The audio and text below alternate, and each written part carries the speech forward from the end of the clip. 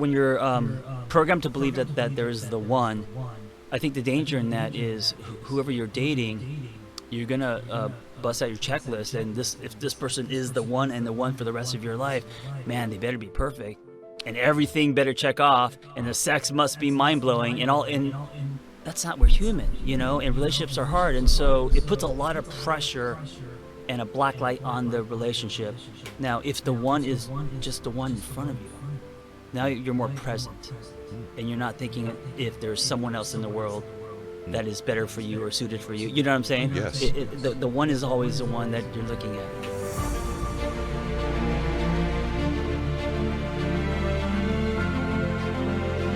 Welcome back, everybody. Today's going to be awesome. I'm so excited about today because the topic is unique for the show. And really what we're going to talk about today is relationships. And not just your relationships with other people, but also your relationship with yourself and how it impacts other people. And the man I have put in this seat today is so unique and so special. He is one of a kind. He's called the Angry Therapist, which if you meet him in person, he's not so angry. But what he is intense, he's direct, he's a little bit of a contrarian thinker. He's got a book out that's either right about the time you're hearing this or right after, called It's Not Me, It's You. Break the Blame Cycle, Relationship Better. His content is so damn good. I cannot wait to take you guys on this ride today with John Kemp. John, welcome to the show, brother. First, thank you for calling me a man. I appreciate that. Thank you for having me. Wow, what an honor to watch you. The world's so weird where you could. I was just watching you last night on my phone and listening to you and then suddenly I'm here in front of you, and it's like the wall's gone. Yeah. And like it's crazy the world that we live in. So, I feel very blessed to be here and to create dialogue. I feel blessed for you to have you here, man. I already like you. Oh, thanks. Most of the time when someone's on the show, I've either known them or had a relationship with them over time. And Yeah. people submit to come on the show, and I only do one a week, so it's not that easy. And then I started Sure. watching your stuff. I'm like, okay, I want this dude. I told my team, pursue him, get him. I want him in this studio. I didn't know that. Yeah, so I'm really grateful you're here. All right, Nice. we're going to get into relationship stuff. Not just, a lot of it's going to be boyfriend, girlfriend, significant other, whatever you want to call it, but it's also the one with you. Yeah, that's the most important. Okay, so Yeah. let's. And the hardest. So you say this thing, self versus self, like uppercase versus lowercase. Let's just Yeah. start there for a second. What does that mean? Oh man, I'll start with the book before this was called "I Used to Be Miserable," and true story. And in my 20s, I was exchanging my truth for membership a lot. I grew up in LA, and so I didn't have a relationship with self. I was living very outside in instead of inside out. And it's really good that I wasn't successful then, because I would have been, the douchebag. It would have been a very predictable story. I've got addiction in my blood. Me too. But yeah, I had no relationship with self, no sense of self, and so very approval seeking, and especially when it came to relationships and women, doing whatever I could to get the dopamine, to get the whatever it is, the sex, the love, the approval. And it wasn't until 35, went through a divorce, and at that point I had nothing. I lost my friends, had no money, I was broke. I just went on Craigslist, found a roommate, and I was like, man, what do I do from here? And I thought, okay, I want to start living a different life, because I have nothing to lose, because I have nothing. What would it be to actually now start to live inside out instead of outside in? What would it look like to maneuver more in my solid self? So when people say self, the S for me stands for solid. And what I mean by that is we all have a pseudo self, we all have a solid self, and I got them tattooed on my these are all kind of like bookmarks of they're dog-eared pages of my life, my tattoos. And if you've seen the movie Fight Club, because I think it best explains this, at the end we realize, disclaimer, and I'll give away the ending to do my point, but at the end we realize it's one person, right? So there's Edward Norton and there's Brad Pitt. And Edward Norton doesn't have a sense of self, right? He's kind of like, you've seen the movie, right? Yes. In the beginning, he's just buying IKEA furniture and just like not sleeping, going to movies and all that, meetings. And that's his pseudo self. And then he collides with himself, which is Brad Pitt. And at first there's resistance. Get away from me. I don't want to have anything to do with you. And then through that collision, he starts finding his solid self. Yeah. And then because of that, he finds a movement. He's injected with passion.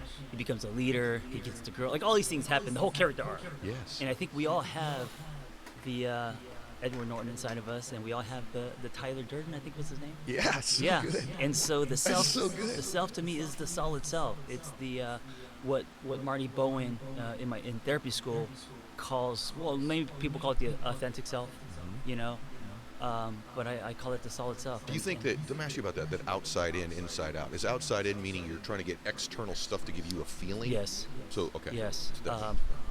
You're living based on things that are outside of self instead of living from a place of value, character, stuff that isn't on the outside but that is internal. If you don't have that, so by the way, I told you guys, here we go. We're 3 minutes in and it's already freaking great stuff. But if you are an outside-in living person, does that mean you're probably going to have pretty hollow, empty relationships, or can you actually have a effective, loving relationship when you don't even know who you are? The solid snake. Yeah, I heard that too, man. What you're bringing to the table is How you doing, man? Cardboard cutout. Legend, man. Thanks for the awesome stream, buddy. Three-dimensional, right? And I think Thanks for the awesome stream and for the awesome most of workout my life regimen, I was homie. that cardboard cutout.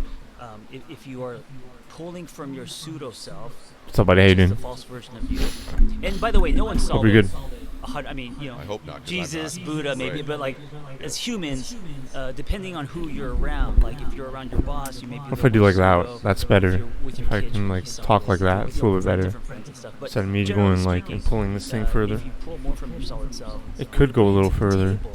is uniquely you. You're bringing your potential. You're bringing What's up, who homie? How you doing, are, buddy? You're bringing the acceptance. Thanks for being of there. your story. So a lot of pseudo self people. Let me show you the spin without tops I shackles, bought, buddy. It's insane. And they're kind of false advertising, and they pick out the good parts of their story and present themselves in a way that is attractive. I certainly still do that sometimes. Sure. I think I'm loving this.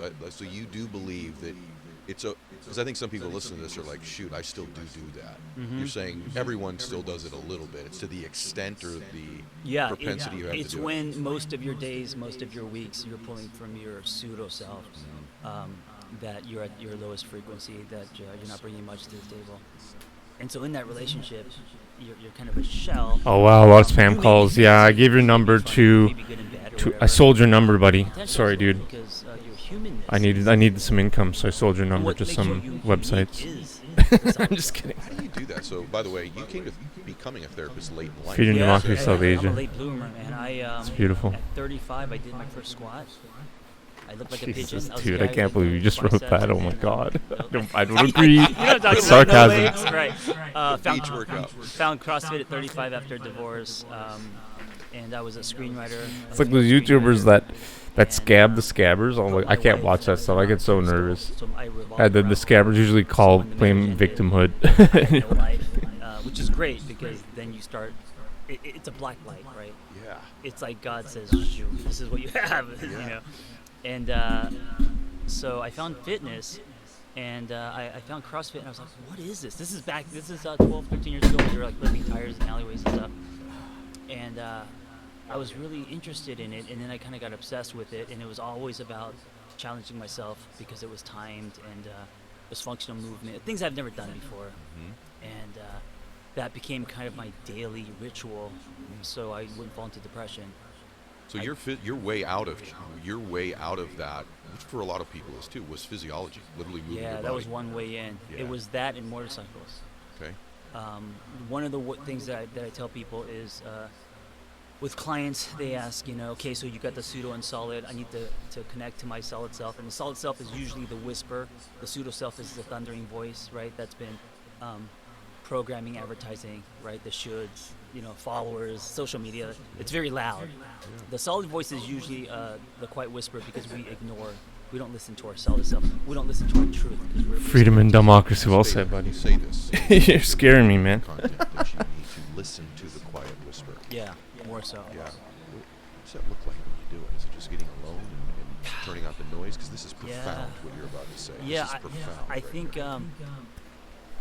Thanks, think man. it's Thanks, in buddy. I the appreciate that, man. stillness. I also got a small. I got two, man. When we talk about our truth, I got the 4.5 inch and I got the think 5. It's in our stillness because we're They're so not insanely used beautiful. to listening to the quiet voice that we have to practice it until that voice then becomes louder and we trust that voice. I think our relationship with self is like any relationship in that it's built, you know. And you know, when people say self-love, I kind of feel like it's a bumper sticker because it's like thrown around a lot, like gratitude, right? And I get it. It's of course self-love, but self-like. Let's just pretend that never I think happened. that's harder, man, because we love family members. Thanks, buddy. Appreciate that. We'd like or would be friends with but they're family, so we love them. It's a choice. But liking someone's not a choice, right? Like if I want you to like Yeah, buddy, a lot that's for the earned, man. tournament, dude. I placed You know, I can third. say I love you as a brother. I came in as third a- place. as Yeah, I you. learned a trick. I don't know you. I have, buddy. Thanks, But man. then liking is earned, and so when you play Like with all yourself, day on Saturday, now we just into played the spin top. It journey. was really fun. And so when someone says, "Oh yeah, love yourself," that's like, what, over the weekend? What do I need to do that? That's like a choice. Okay, I do love myself. I choose to. You know, I'm alive. I'm feeding myself. I love myself in that way.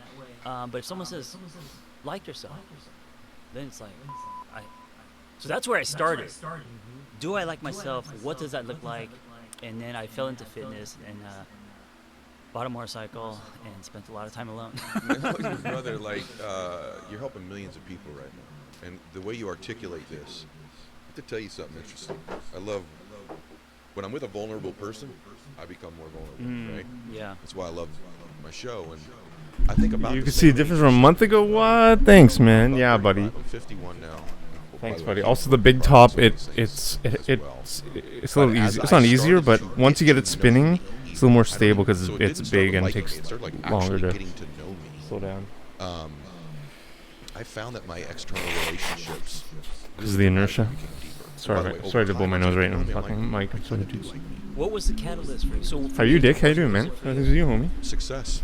Oh, External success. Meaning, okay, I did exactly what you were saying. Right. I'll get another, I'll get, more money. things with you, more home slice? accolades, more people know me, Hope more you're good, followers, buddy. More this, more, Yeah, yeah. more successful friends, more notoriety, more invites getting to a lot of parties, spam more calls. jets, more this, more Ridiculous. that. And I'm like, and I still am not happy.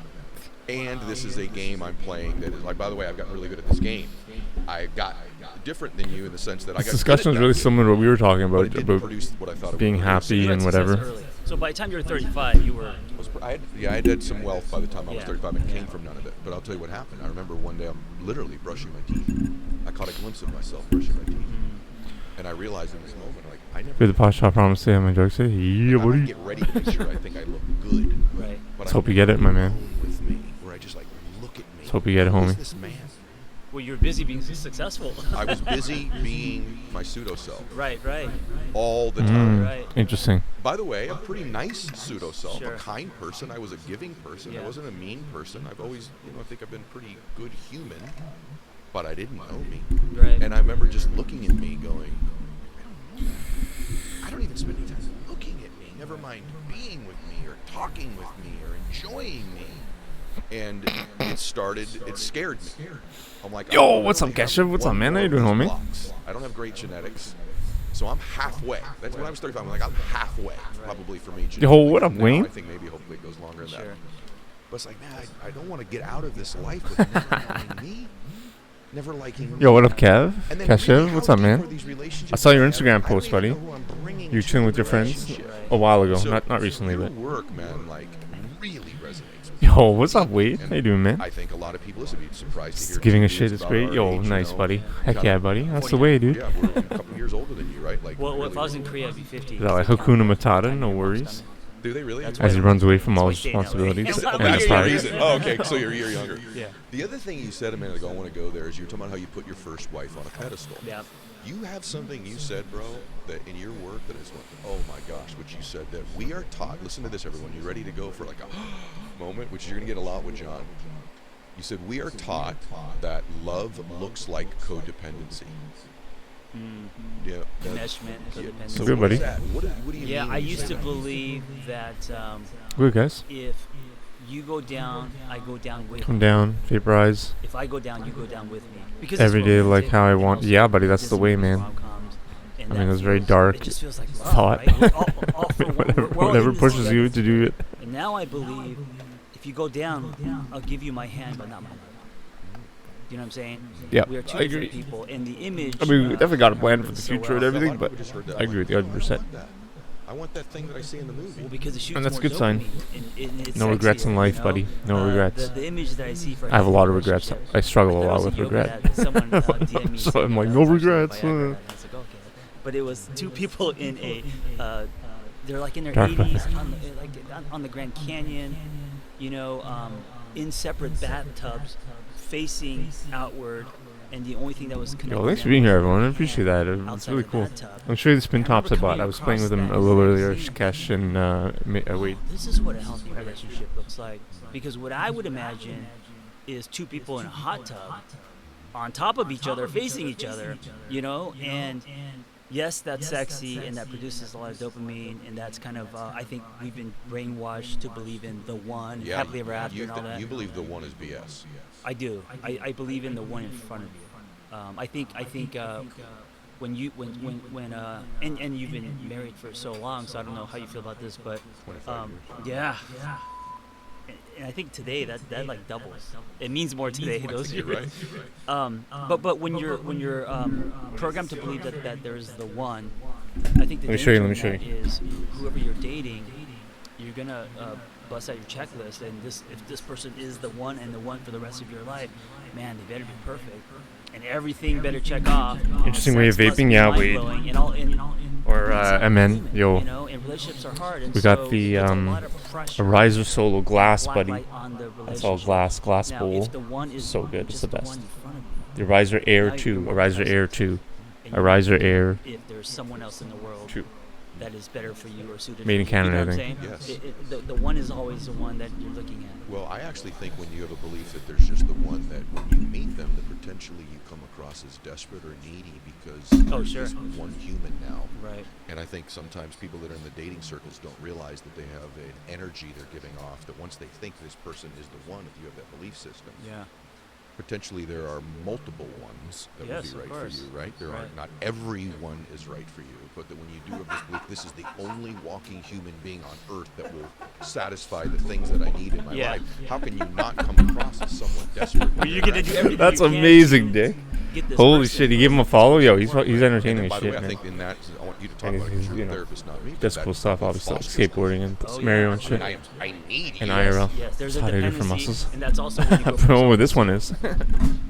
You know what I'm saying? Why? Why do you have to go from solid to Because solid? you're not bringing your authentic self. You're bringing a self that is lined with desperation. That is now putting this person high up. That is now going back to the. I have like no the room hot here, tub so and I also shortened the string, and these are brand new, so I don't. don't And know how then to- also, if you believe that this person is the one that you're supposed to be with for the rest of your life, what if it doesn't work out? What if she leaves? Like, you know? You just explained where most people find such misery, bro. Yeah. Because they think they had them. Well, also, then you also get controlling. You also get jealous. You know, all these other things, you know, the shadow sides come out if you believe this is the one person for you in this world. But I think some people listening, so let's go there, because you know what they're thinking. Okay, they're thinking, yeah, but then how deep's the connection? If I don't go down with you, Right. and when you say go down, I assume you mean like maybe they've become a drug addict or an alcoholic. Even you're like, I'm just Sure. supposed to ride this out with you forever Sure. as you ruin your life and mine. Right. So there is, I often think sometimes that with my children, you have kids. That's unconditional love. There's really nothing my kids can do that's going to stop this relationship Sure. with me. My daughter Exactly, buddy. did Spin not top, let like a me spin say top. this, but That was Probably sick. Yo, thanks, buddy. Thanks, Yeah, homie. no, Right? I mean, Here's all a parents, right, yeah, right. But other relationships, there are conditions. I'll do the big Should one. I'll be. do There the should big be one. Thanks, conditions, buddy. right? Like, I hey, wanted to do one. you I want to do need a spin these top things stream today. outside, but That's a condition. raining that's today. broken. And I Right. think sometimes people go to this the one thing or this codependency thing, whereas there are no conditions. Right. And then if there are no conditions, if there are no yo, thanks, Wade. You're putting an fucking awful sick, lot of bro. pressure on that other human being not to push the limits. of Yeah. what they- Yeah, yeah. Vanessa, my partner, says it in this book, and I think we wrote it together. She says it really good about codependency. That's her whole thing. Is she describes it as so basically if what's healthy is if I'm okay and you're not okay, of course I can support you and stuff, but it's okay. Codependency is when Oh, I'm sure you can be, not buddy. okay. It just takes a lot of That time. means- I've been doing this for like many years. I learned how I'm to not okay. You should regenerate not be okay maybe a too. few years You know ago. what I'm saying? Very good. Where you keep And it that's spinning. like the whole like I'll give you my And hand, bigger I'll ones give you help my with life. that, It right? doesn't mean that if you see your partner going through a winter or a depression that you just that's not me. It's not that. Of course you help and you support. But at what point do you you can't lose self or your life because because then they're taking you hostage whether they want to know it or not. This self thing is so profound, bro, because one, I think a lot of us come into a relationship, by the way, and again, I'm being transparent. I think till I was about 35 years old, by the way, I'm still a work in progress on it. Yeah. But if you don't know who you are, what are you bringing to a relationship? And then also, this loss of self when we enter a relationship is a really dangerous thing. One, I don't think that you're bringing the vibrational frequency, the energy, the interesting things about you if you die in order to be one in a relationship. Yeah. And it's an interesting thing I wanted to explore with you because I've watched relationships end of friends of mine that were very loving. They were two wonderful people that got together, they formed a bond. There's us now, which I think is powerful. But at some point, that us eroded me and I, meaning that they were no longer an individual. Right. They meshed. They meshed, Yeah. and ironically, that lack of individuality, that lack of expression of who one is, became less attractive to the other person over time. It's called false advertising because it's funny because when you're single, you're working on yourself, you're going to the gym, you're doing all these things, and you're really doing everything to connect to you. And then you get into a relationship, and over time, then it's the sweats, and the people kind of let go of taking care of themselves and all that. And I think we have a responsibility when we're in a relationship That's cool. to continue That's so cool. the relationship with ourselves, or else it is false advertising. Because when I met you, you were this type of person, and now we never go out. You don't court me anymore, which should be continuous, right? You're not fanning the flames. You don't all the stuff that you were doing. Yo, that's sick, Keshiv. You call this Latu? That's awesome, dude. It's awesome. We call it spin top. That's when it gets murky, and that's when Spin people start top, getting curious about Latu. other people. I think you're exactly right. What about this idea of, thank you for being so good at this, because I think this is I don't know just, if I'm good, but you're outstanding, thank and you. you're the way you express it is unique, and it's why you're sitting here. And I know when I'm in a good one of these. I know when I'm in something and I'm like, hey, this is special. You talk about different attachment styles. Can you talk about that a little bit? And I'll just go through three. There's more. I was gonna add your. I'll add your quote. Attachment styles stem from childhood, and of I don't know. course, That person might come into my chat. I don't want to bully there's them. anxious attachment. You're- and that is, Khan's full solely the name of phrases Genghis that are Khan. banned, right? That's like me. I need the person to That's tell me that hilarious. I'm beautiful and that they're not leaving and they love me and all that kind of stuff, right? Lots of poor guy. connection.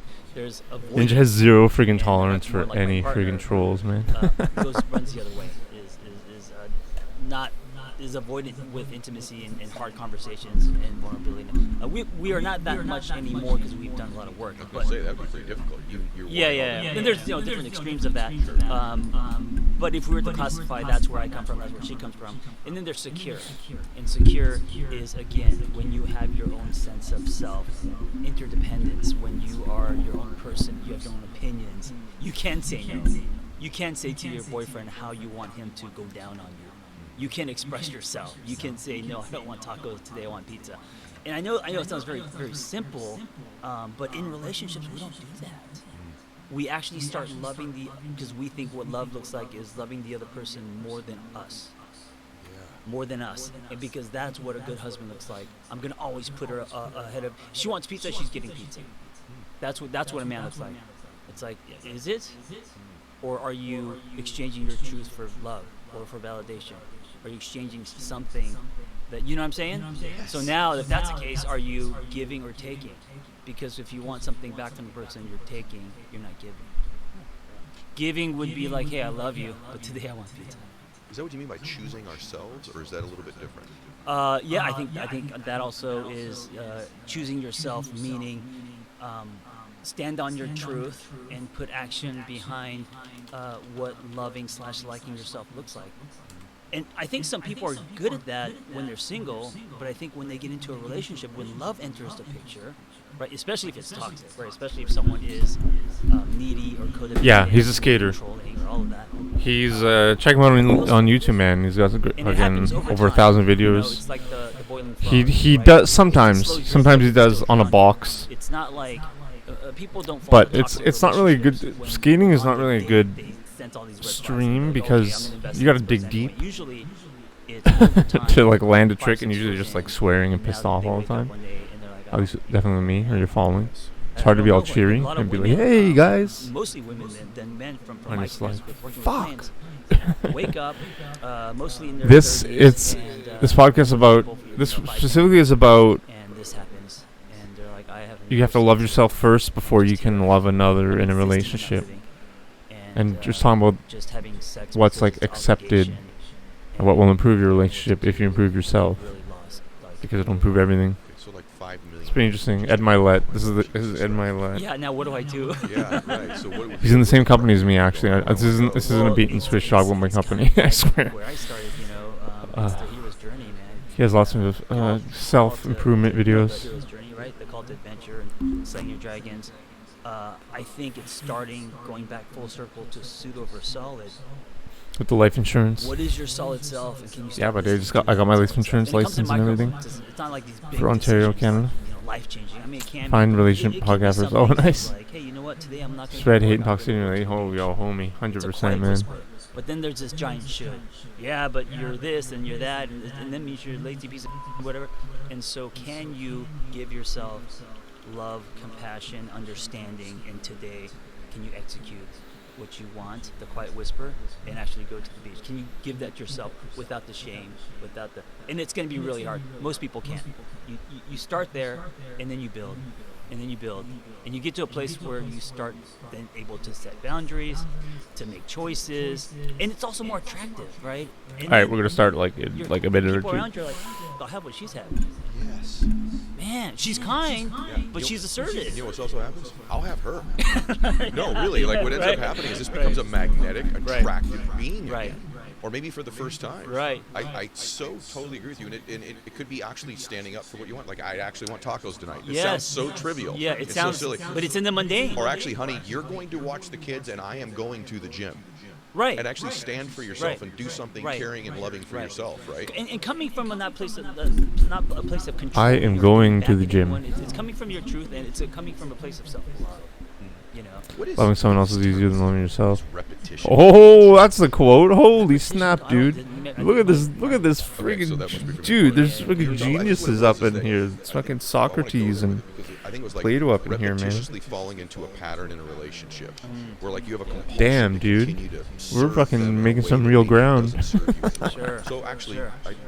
I'll make my own term of it. Yeah, I Let's love just, it. Let's just say I'm right. for I a love minute. it. I think you're right. But I think that happens intimacy wise too, Yeah, where like yeah. there's something that, and this we're going really deep here, but like there's something intimately that your partner really loves that you don't enjoy, that you Right. don't like, Right. but you repetitiously do it out of some compulsion to serve them, or maybe some verbal thing Yes. you do, or a particular Yes. behavior you have. Maybe it's not even in an intimate way, but it doesn't serve you. It doesn't make you feel good about you. There's a way they speak to you, or you speak to them, but it makes them feel good. So you have this compulsion to continue. Yo, what up, Aaron? That's my How you doing, version. man? Yes, so How you we doing, all homie? went out to dinner the other night. Thanks for Me being and at that my Dick's Florida my friggin' partner, workout stream, buddy. That calisthenics stream. and we were I got my talking- power tower here, how was so this topic? We were talking about how, I'm gonna try to incorporate some of that stuff, some of the chin women ups, some of go the down on a guy and yeah, some of the pull ups, actually, maybe, um, maybe. as a way to avoid sex, and I was like, wait a minute. And I my said, L- that's so my intimate. parallel bars. And they're like, it might be for men when men are going down. Yo, on women, whatever, but eh? for What? women, Everybody's they're- here. they're Thanks, saying everybody. that these are all women. Ah, they're thanks, saying guys. it's not it could be. It's easy. I it's will be not playing intimate, Golden it Knight could be soon. I a just great way freaking to went get on a sex. drive. And it I blew came my back from- mind. came I back was from thinking- and they're like, Miamisburg, yeah, as you we've been guys doing know. it for Nice years. dudes. And I was thinking, so that's kind of an example of a pattern that could happen, right? If you don't want to be intimate, where that's kind of how you take care. And it shouldn't Alright, I'll be spin the happening top one more because time it's to show you guys, because and also Baron you and, shouldn't be doing it if you don't Rev are want here. to. Let me show you. Let me show you the But spin top I something bought, like and I'll that show you a over couple the tricks. years, Let me the show you. pattern That's cool if you don't mind. is damaging, right? And that's we're just talking about just everyday stuff, you know. Yeah, that's Um, super interesting. And it shocked me because I was thinking, oh. And then I started playing back all my relationships and was thinking, how many of them were just doing it because they didn't want to have sex with me? It's Right. like, no, no. You look back. I at your thought they life, wanted like, I to thought do they it. were- Yeah, I don't even want to think about Yeah. that. For a minute. Anyway. So you Made from melted talk about love bottle of caps. self but also you say, well, maybe she wrote it, but I know you can speak to it about finding beauty in the contrast. Oh yeah, that's all me, man. Okay, I wanna hear That's about all. this. So Vanessa and I, we're going on 5 years, and it was rocky. It wasn't lightning in the bottle. It was peeling the onion. We're so different that in the beginning I thought, I don't know if this is gonna work, man. We're just very different, across the board we're different, and so we got to a place where she's like, either shit or get off the pot. You're either gonna be with me or not. And we took a couple weeks off, and I came back. And what really changed for me was I started to find beauty in the contrast. I started to, instead of looking at our differences and saying, oh no, it's not gonna work. Our humor's different, or she's a vegetarian, I eat meat, or whatever it is. She's avoidant, I'm ancient. Any kind of difference, I would make it I would make it a red flag, or I'd make it a pink flag and say, oh, caution. Yeah. And then I got to the point where I was like, what if I started to look at her differences and found beauty in them? What if I started to not only notice that she's different than me, but appreciate how she's different than me? And for me, that was the game changer, man. That's when the magnet flipped again. That's when I started to produce relationship glue, And I think it's not just it's with anyone. Like, if you and I are different, instead of judging you for your difference, what if I start to see beauty in your difference? Yo, thanks, it makes man. us Thanks, human. dude. It makes us human. I see what's really interesting about that. Most of my friends, our morality or our character is very similar. Yeah. But actually, they're really different than me. Like, Yeah. I'm super introverted. Most of my really dear friends are really extroverted Yeah. people. And very expressive people. I'm actually really quiet in person. It's interesting. In our one relationship, somehow we have this fallacy that we have to believe that, like, man, we're just exactly alike. Right. Yet, like, most of my friends aren't that way. Why does that one relationship need to be that way? Right. It's super true. Also, even with myself, I like the contrast in me. Yeah. Like, I love human beings, Right. as you can tell being with me, yet I am an introvert. Right? That's kind of a contrast. I'm very quiet one-on-one, but I'll speak in front of 50,000 people. Right. I'm a super intense dude, yet there's a real part of me that likes laying around watching Netflix. I like my contrast. When I was younger, I thought it meant one wasn't real. I'm really not that intense. No, it means I'm a complex human being. Yeah, I love that, man. I mean, that's basically it's humanizing yourself. Yeah. It's the action of humanizing yourself, finding beauty in the contrast. What about this notion of, God, there's so much of your stuff that, like, I want to go 3 hours and we don't get to, but you also talk about, like, people want, like, a contract with love. Like I want this written. Yeah. I want to know it's forever. Sure, a guarantee. But you say something profound, and I want you to speak to. You say, actually, why don't you love them like it's going to end? Which people are like, what? Right. Why would I invest in something that is, Right. What happens is, if you love like it's going to end, first of all, nothing in this world is permanent, right? But if you love like it's going to end, you're more present, you're more appreciative, you're less judgmental. Yo, thanks, dude. Yo, you guys are the best. I It's appreciate like, that, again, man. it's not just Appreciate that, with the guys. partners. I mean, it's All with right, let's the start. Let's start the workout. Let's get it started. We're not thinking about if only this person did this, then it would work, or when we get the house, or we're not like trying to swim to an island. We're already there. One of the things that I made me very miserable was I used to believe that the gold was at the end of the rainbow, like many people, and I would hit pause on life and wait until I got. And back in the day, I was a screenwriter, so the 3-picture deal, the 9/11, the Hollywood, the House in the Hills, and all that. And none of that happened. So I was just existing, and I was like this cardboard cutout. And then after 35, and I went through this whole rebirth, I realized the gold coins are sprinkled throughout the rainbow. They're not at the end. And I just missed so many gold coins because I was just waiting for, And so I hit play on life again, and I started to find nectar. I got a hummingbird as a reminder to seek nectar in the here and now, in what you have. And in relationships, yeah, if you really believe that no matter what you're going through, and no relationship's perfect, but if you really can find the coins in your relationship, instead of like when they get here or when we start doing this or when, but actually in the here and now, finding all the gold coins and if two people are doing that, it changes the dynamic very fast. What a beautiful way of saying It it, changes bro. the dynamic. I'm not going to forget that. That's so good. It's a little cartoony, but anyway, it's visual. For the angry therapist, it's cartoony, but for me, you're right down my alley there. What about the, you call it like the peaceful practice of noticing certain things in the book? Like just, is that what you mean by the gold coins? Is that Yeah. I think the thing in the book that really, I think my favorite thing in the book is try to understand before trying to be understood. Like that hit me. I almost wanted to write a whole book just on that sentence. And I think, me too. And I used to be the guy that would steamroll people, try to win an argument, get very logical. I remember this one time I got into a fight with my ex because we were arguing about the tinted windows. She was very porcelain skin, and I said, why don't you just tint the window on the side? And she was like, oh, that's not gonna. And we were arguing for hours until she finally broke down. And I realized it had nothing to do with the tint. She just wanted to be heard, you know. And I was like, well, you know, I know this about cars, and at 35, after many expired relationships, and then now with Vanessa, one of the things that I remind myself, because I fall short often all the time, is when things get heated, like take a breath, try to understand before trying to be understood. And then if we both do that, oh man, because it's not about how many times you fight, it's about how you fight. And then it's safe, like the space is safe, right? Then there's compassion, there's love. Well, you change the dynamic, don't you? I mean, like if you're in a relationship, because I've been in them and I've been the guy doing it, by the way, so where I'm going to win this argument. You almost compel and force the other person over time that then they need to win the argument. And now your relationship is much more about who won the argument all the time. And that's a dynamic. Like, okay, we're going to disagree. Now we're going to have a fight to see who wins. But what you're describing changes the dynamic if both people decide to cooperate. Imagine never going into one where each of you are trying to win. Right. What a beautiful, different way to have a relationship. It's hard to do that, though. Yeah. I mean, we all have egos. We all want to win. We all think that we are right. But man, if you do that, the soil for growth is very rich. Yeah. With anyone, with your friends, with your partner, with your kids, always trying to understand before trying to be understood. Well, the other thing that you say in the book is that when you get defensive, I never thought about it this way, that you actually shut down the prefrontal cortex of your brain. You know, I never even thought about it that way, which is your place where you're reasoning actually and feeling different things, right? Yeah, so, you're just very reactive. You're defending. You're holding up shields. It's not you.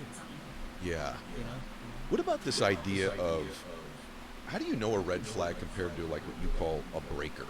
There's this thing in the book like swim past the breakers. Yes. Swim past the breakers. And then, Yeah. But then there's red flags too. So what does swim past the breakers mean? Yes. How do you delineate or distinguish between that and a red flag? Yeah, that's a great question. So the breakers, I'm not talking about the switches on your wall. I'm talking about like if you're surfing in the ocean, the waves that are that people surf on are the breakers, and if you swim past that, the ocean's actually calm.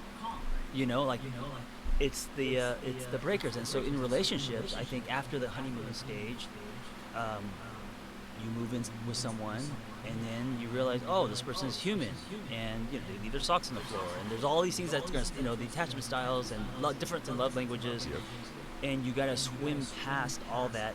Swimming past doesn't mean to ignore. Swimming past means to work through, to understand, to discover.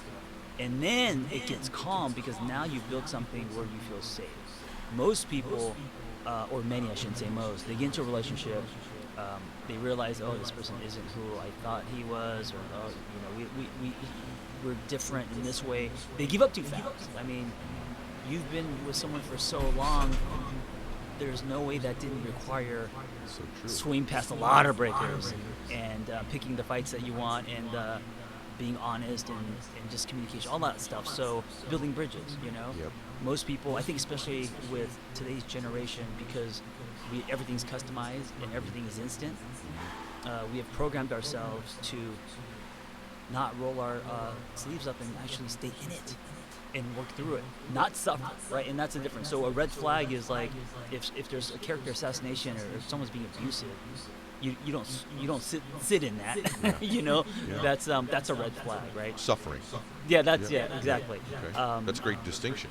Yeah, or even if someone, I think a good sign of character is if someone is maybe kind to you, but like with busboys, bartenders, they're like total assholes, and you're like, Watch that stuff. yeah, man, those little things, and you're Real like, close. that's a character. Big time. Yeah. Crazy you say Yeah. that. No matter who I'm out with, I watch How do you they- treat other people? How do they treat other people? Yeah. How do they treat other people who can't do anything for them? They'll Yeah. treat someone great who can Yeah. do something for them, or who's well known, Or is who's connected. attractive, or- right? yeah. But how do you treat somebody who isn't going to do a lot for Right. you? Right. I watch that too. You make eye contact with them. Do you look them in the eye when you talk to them? Do Yeah. you thank them? Are you Yeah. grateful for them? Are you dismissive to them? Right. To me, those are huge things. And to me, those can be red flags. But swimming past the breakers isn't that. Swimming past the breakers is working through our differences and why relationships are so hard. What about dishonesty? What if someone cheated on you? How do you Yeah. feel about that? If someone physically cheated on you? So cheating, I think today gets a very, because cheating is complicated, right? I think it all comes down to intention, and so yes, cheating is wrong, of course, if you're monogamous. But when people say, "Well, I didn't do anything wrong," I always ask them. So, like, if they were cheated on, and they want to punch me in the face, after a while, I asked them, "What was your contribution to that?" Yeah. They're like, "What are you talking about?" No, he cheated on me. He cheated. I get it. I understand that's what happened. I don't want to excuse that. What do you think your contribution was? And then if they want to answer it honestly, they look back. Well, yeah, there was drift. There are a lot of things that I should have expressed, but I didn't. Whatever. And then they start taking ownership. The reason I ask that question is because if you just blame the cheater, there's no way it's salvageable because this person plays victim, and so both people have to take ownership in a relationship because there's two pieces, two parts of any Doesn't mean relationship. that one error wasn't more egregious than the other one, I guess is what Yeah. you're saying, but you could still have contributed to the dysfunction. By the way, and if you don't learn from what you potentially did to cause that, maybe you'll get with someone else, do the same thing and getting a pretty the same result. Yeah. I wanna talk- And cheating like one night at a party because you were intoxicated or met an ex or whatever, which isn't excusable, I get that's wrong as well, is very different than someone who has been living two different lives and have been cheating on you for 3 years with, what I'm talking about? Yeah, Has a but- family with someone else. But or I also something. think though, if you're in a relationship and you've made it clear that hey, if you violate that, this is a deal breaker, then Right. it's a deal breaker. That's You're allowed to create boundaries in a relationship where you say, listen, if you go do either one of those Yeah, two things, the then it drunk doesn't thing work or the for next me. at a party or that's the end. Yes. And as long as that's been expressed, you have every right to leave somebody who's violated a part of a boundary that you both agreed Sure. to, if you both agreed to that boundary. Absolutely. Let me ask you about comparison. In my life, when I was younger, I would compare times in my life to other times, and it was never healthy. Oh, meaning I'd say, I used to look better here. Yeah, Or, man, yeah. I miss when I had this. And comparison seems to me to be the thief of joy. Yeah. I also feel like so that's a relationship with me. Right. I think everyone should hear this. So you compare yourself to your own self, not to others. I've done both. Yeah. So I've done the comparison to my previous self, where I was either happier at a given time, healthier at a given time, Right. younger at a given Right. time. I made a mistake. I like where I live. Why'd I Right. move? Right. So there's that. Then there's comparison to me and other people. Both of them have been thieves of joy for me in my life. But then I watch friends of mine in relationships, and they do two things. They compare their relationship to the outward pseudo appearance of another one, to use your term, Right. and they compare their current version of the relationship to a previous version of it. Meaning, I remember when things were good, or when we were 3 right. weeks in, and Right. you did this, or I did Right. that. So what about that in a relationship? Is it ever healthy to compare to a previous time? Because it's just different time. It's different nuance. There's Right. different information. But I actually think comparison could potentially be the beginning of the downfall of a relationship. Yeah, absolutely. My response is gonna be a little abstract, but it's something I really believe in. I always tell people, starting with myself, all parts of your story will be used. All parts of your story will be used. And I remember saying this when I could only afford a donut and styrofoam coffee, listening to Wayne Dyer. I had no idea what I was gonna do with my life. You know, I had a horrible roommate, and I was like, you know what? I'm in a really bad place right now, and I know that this part's going to be used. So instead of ripping out chapters because things have happened and because we, you know, they're lying with shame or guilt, right? It's all going to be a part of this bigger story. And I think our stories are the most valuable thing that we will ever own. I mean, it's what we leave behind that we have created because we live them, right? So it's not, you know, the houses and the Porsches and all that. And if you love those things, great, but it's your story. It's your story. And so with relationships, with comparison, going back to that, if you believe all parts of your story will be used, then when you were, you know, the fittest, right? And you loved you thought you looked the best, great, that's going to be used. But also now, what you're going through now is going to be used, right? Your muffin top or whatever you're going through. You know, I'm getting a lot of white hairs. It takes a little bit more than the wind to get it up these days. I'm feeling older, right? And I know that this story is going to be used as well, like this chapter. And when you look at relationships, it's not a constant. Of course, when you guys first met, there was a lot of excitement, and you guys were, you know, doing crazy things, and it felt like the two kids at the high school under the bleachers. That's great. That's going to be used. But also the chaos now with the kids and scheduling sex and how hard things are and wondering if there's better. It's all normal too, and that's also going to be part of your story. And that's how there's not. I love that. This is going to be used. I'm stealing that too. Like that's something that I need to look into. Yeah. Chapter 17 is if you're not feeling it anymore. So you're in a relationship right now and you're not feeling it. What would you say to somebody who's saying that right now? Oh man, yeah, that's What do they do? Because here's one thing about the book, guys. Yeah. There's a practice for everything that they come Yeah, up with. yeah. There's an actual practice. So I'm not feeling it anymore. What's my practice? I don't remember what I wrote in the book. I'd rather know what you think right now. Yeah. But if you're not feeling it anymore, I think it's important to before just, you know, reacting to the feeling, asking why, right? Asking, was it there before? And if there was something there, then that can be repairable. What has happened? Examining the black box to see, you know, how the plane went down. A lot of people today, oh, I'm not feeling it when I'm meant to be. Okay, now. Very quickly, and it's like, why are you not feeling it, and how much of that is on you? Like, what are you doing? So always bringing it back to self, which is the harder thing to do. And the reason why we say stop blaming is because we don't do that. We point the finger. I'm not feeling it anymore because you're not going to the gym. I'm not feeling it anymore because we're not having sex anymore. I'm not feeling it. It's always you, right? What was your contribution to why you're not feeling it anymore? Because that's where you're going to get a lot of value, a lot of revelations, and you know, selfishly, that's where you're going to grow. That's actually also what you said. So great. Oh, okay, great. Okay, I'm not getting that on. I still got my memory. It's I think it's really easy when you're in a relationship to never look at you. You can look at them and us. Yeah. So the two perspectives, the pattern, is to look at us and them, the other person. Right. So there's two other places to look. Right. You have three choices in a relationship. In real life, I really have two choices, me or the situation. Right. But in a relationship, there's three. Yeah. There's the other person, I can look at them, I can look at us, or I can look at me. Right. And almost never do we look at me. Yes. Not knowing that if I could make an adjustment or two with me, it may change us Yes. and the dynamic. Yes. You know, as a therapist, I gotta say, you can't change people, but you can change the dynamic of the relationship, and that changes people. Absolutely. You know what I'm saying?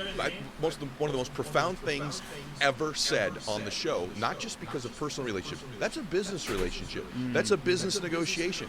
That's you pitching a screenplay you wrote back in the day and trying to get it bought, right? Like, you can't change people, but you can change you and how you interact with them, which actually changes people. the dynamic, right? And which does change the person. 1,000%. All right, Yeah. a couple last things, because Yes. your work is so contrarian. It surprised me that you kind of talked about the 5 love languages, because I'm like, this dude is the angry therapist. They've written this book with all this new information in there. A lot of the things we've covered today, really, one of the themes in your work is it comes back to self.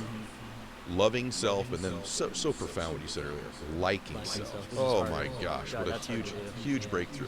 But you talk about the 5 love languages, which some people may or may not know, and even earlier you said kind of one of my languages is like constant reassurance and communication, and your partner's is necessarily not that way, right? Yeah, So we're very different in our love languages. Yeah. so for people that don't know, talk a little bit about what the love languages are, and then your viewpoint on it as it pertains to relationships. Yeah, so the love languages, it's not a clinical thing. It was created by, I believe, Gary Chapman, and holy, this book sold like millions. And This is good. it really resonated with people. And the love languages are acts of service, words of affirmation, quality time, gifts, and then there was Touch? one more. Is touch? Touch. Oh yeah, right. Touch. Yeah. And so usually we have a couple love languages, but we gravitate toward some more than others. And so for me, I'm definitely words of affirmation, and I'm touch, right? And so my partner, she's all about acts of service. It's a genius And so idea, man. if I wrote I would her I would in tune the into that sky, she'd say, ASMR. "Much I would. You know what I'm saying? I'd be like, I just wrote you a poem in the sky. It's like, okay, can we afford it? If I changed her tire or did the dishes, now she's horny. Dude, and so I didn't know that, and so before I saw the contrast, I was like, this ain't gonna work, man. Like, I need you to write me notes because I'm Definitely writing there. notes, and I need you to Or text me, plan it so that you say things something nice about each person that that's comes not in. how she maneuvers. Chat or whatever, you So say something nice about their adapting and name or their really knowing profile your pic or partner's love whatever. language is huge, because now me knowing That's that it, hers man. is acts of service, Is that the little secret? things like not forgetting to bring Did you her just glass share of the water secret? when we both go to bed and putting it on her nightstand. Do it, bro. To her, that's huge. To me, if she didn't do that, Sounds great. It doesn't bother. It doesn't, right? And so her also knowing. So in her calendar, she says like, write John something, like as a notification, because that's not how she thinks. Yes. And so that's her effort to write me something, and that really lands for me. So that's why I think it's important. That's why it's in the book. Is I think knowing your partner's love languages, and then doing what you can to stretch, to love her in the way that she wants to be loved. Not. It doesn't mean to let go of your own, right? But hit the ball back and forth. And I'm telling you, that is how you put the coal in the that's how you fan the flames. It's literally like speaking a language of love to somebody that you weren't speaking before. It Yes. literally is. And by the way, Yes. just go review this last minute and a half, guys, and go, what? Actually, you may not even know what yours is. Ask yourself, what is yours? What is yours? Yeah. Right? And then what is theirs? And here's how profound this is. Here's what I think most people make the mistake of. They speak the language that they like to their partner all Yes. the time. It doesn't So like matter. and by the way, it could be really backwards. So if you're really about touch, right? And this person is not touchy feeling, you're constantly touching it, then they're like, right? Like this is, you literally could be pushing them away by expressing your language. This is not only true in intimate relationships, it's very true in business. Yes. So that you're like, man, I got to have words of affirmation. And so you're constantly feeling someone who that doesn't resonate with, but acts of kindness and service does. And you're just constantly expressing your version of belief, your version of affection, your version of persuasion, even so to speak. And it's a huge mistake people make, because they just assume people are like them. The other false assumption is that they're more right than someone else because it's their language. Right. Because we like people Like like you us. should love like love this. poems. You should love poems, Right. right? Like, and it's really very, very, very true. So, as is everything we've covered today, dude, bro, I love you. I think you're so like. I hope everyone looks at the YouTube too, because you don't look visually like a therapist. And I'm not talking about the fact that you're Korean. I'm talking about the fact that you have long hair and tattoos and you're jacked. The first thing when he walked in, I'm like, holy crap, right? Like, Yeah. Thank you. I appreciate. I have no one's called me Jack, but I appreciate. you I are appreciate jacked. You're in that. great shape, and like I can tell, you're a dude who's. I mean, this is the highest compliment I can give another person, is you're a work in progress. No, for sure. You know, you don't present yourself as if you've figured all of this stuff out. I think I say this often in life, but like if you really want to impress people, try to show them how perfect you are. Yeah. But if you want to connect with somebody Yeah. and really help them, show them your imperfections. Sure. I mean, that's scary. Yeah. You know, it but is that's scary. so courageous. Yeah, and by the way, you are a courageous dude, and your content is so good, bro. So Thanks, man. thank you for Thanks. being here today. I also want to say, you know, we live in a fatherless nation, and I think, and I was telling you this before the podcast. You know, you as another man, because of the locker room, and because you're also, you know, jacked, and there's a lot of things that men do that is very competitive, and they're scared to show themselves, and even say to another man, hey, I love you, or I think you're great, you know, those kind of compliments. And so I just applaud the work that you're doing, and I think the reason why your platform is so huge is because you come in human. Thank you. Yeah. So that's. You know what I like? I'm already starting to like you. Oh. It's easy to love you. No, I mean it. Like, I'm getting to know you. I like Yeah. you. Thanks. I like you, brother. Yeah, You're super unique. You're unique. There's really only one of you, and I that's why I wanted you. Like you, we should just say this last. Actually, I want to say this because there is a viewpoint of therapy in life, or even relationships. So I hope everyone's still here. Awkward. There's actually a part that you talk about where like people have this perception of what it needs to look like, and I do want to finish on this. So I'm so glad we didn't quite finish.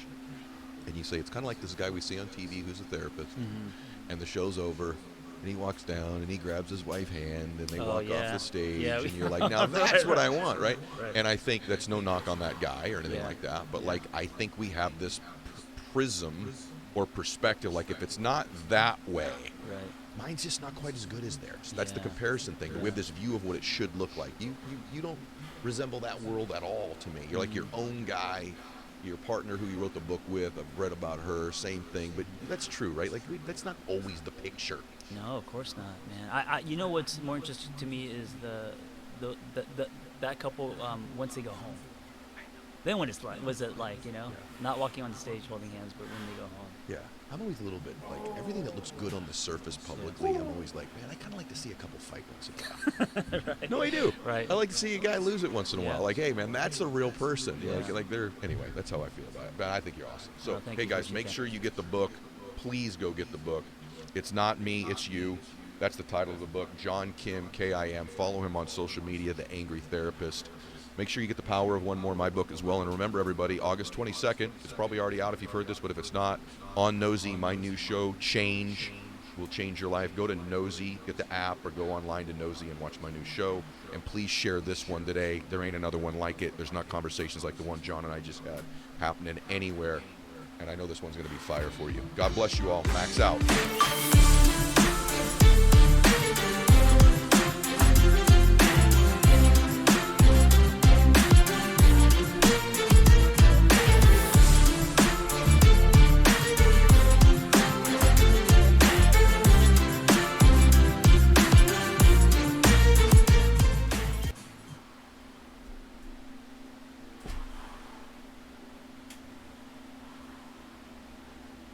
This is incredibly important stuff, guys, to reprogram the way you think. Every single day we wake up, there's a set of possibilities that are more likely to happen just based upon who we've been up till then and now. But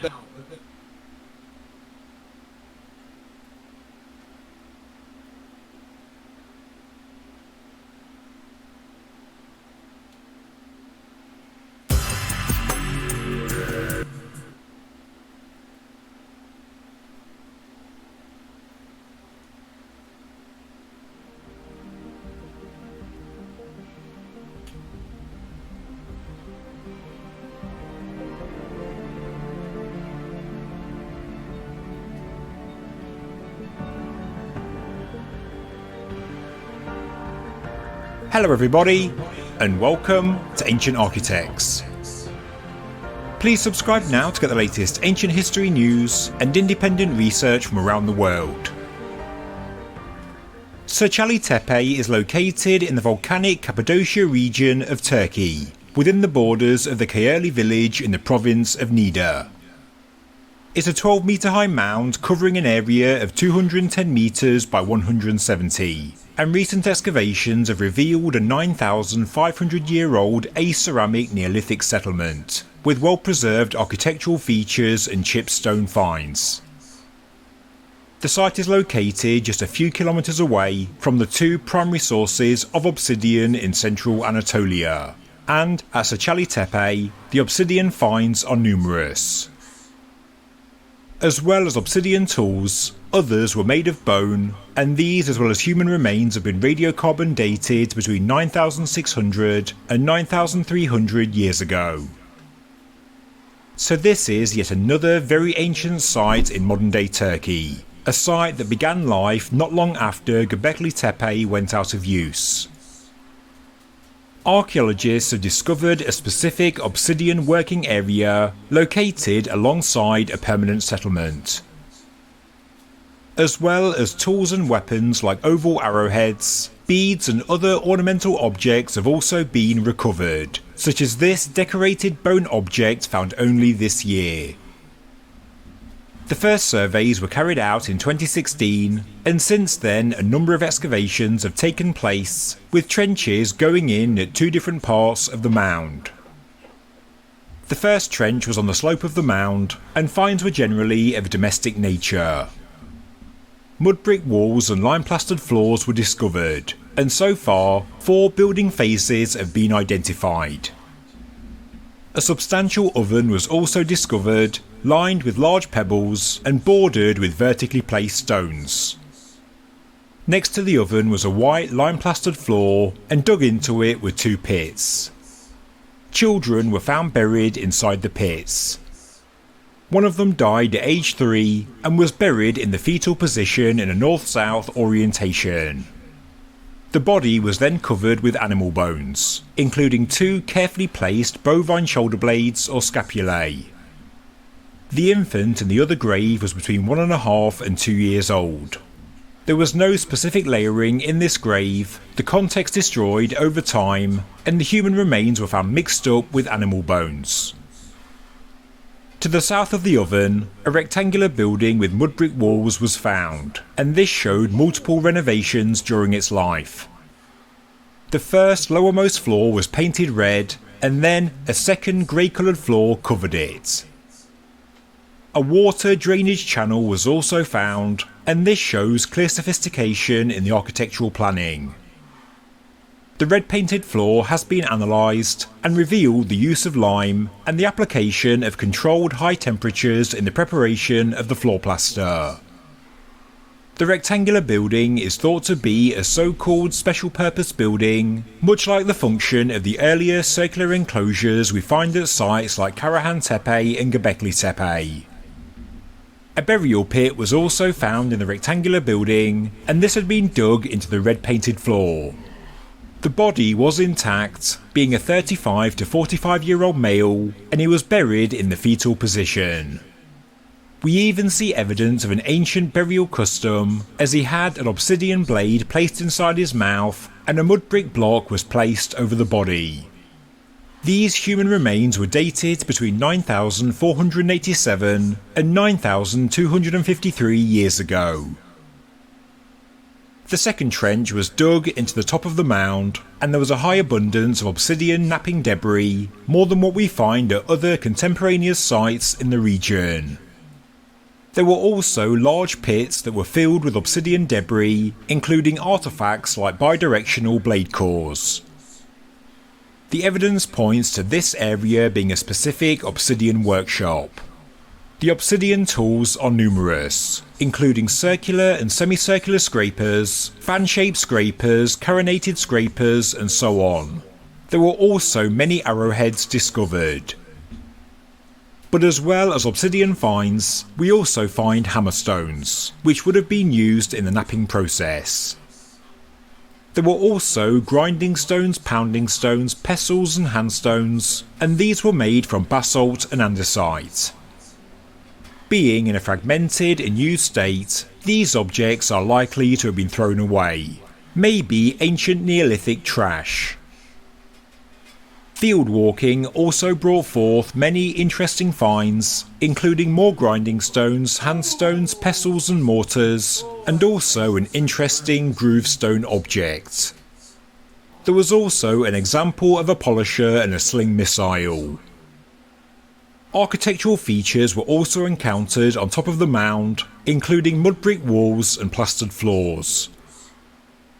As stated, this is an aceramic site, meaning no ceramic objects were used, but as well as stone objects, we also find artefacts made of bone, including a carefully crafted bone needle and a fragment of a spatula. A worked antler was also discovered, and this was interpreted as a pressure flaking tool. Around 9,500 years ago, this part of the world was in a humid period, and the landscape would have been filled with oak, pistachia and juniper trees, with high altitude regions like Sechali Tepe being dense forests. Therefore, due to the environment, it's no surprise that at this site, we also find a diverse range of animal remains, including boars, deers, horses, hares, foxes, birds and reptiles. all of the animals were consumed on site, as we find butchered marks on some of the bones, as well as evidence of burning and gnawing. Archaeological work at Sachali Tepe is still in a relatively early stage, but its importance is quickly becoming clear. It's the closest aceramic Neolithic settlement to the main obsidian sources in central Anatolia, and the fact we find a specific obsidian workshop may well imply that this settlement had a very specific purpose and function, maybe serving the wider community. It was a settlement and a workshop, but maybe it was like a small village of obsidian knappers, who may have exported and traded their products with other neighbouring settlements. They were in what is believed to be a forest setting, with a good source of food, with easy access to raw materials that were needed for their job. More fieldwork is planned in the future, and new papers will be released in due course. And although we've already learned a lot, there is still so much more to come, as archaeologists have only really just scratched the surface. Thank you very much for watching this episode of Ancient Architects. If you enjoyed the video, please subscribe to the channel, please like the video, and please leave a comment below. Thank you very much.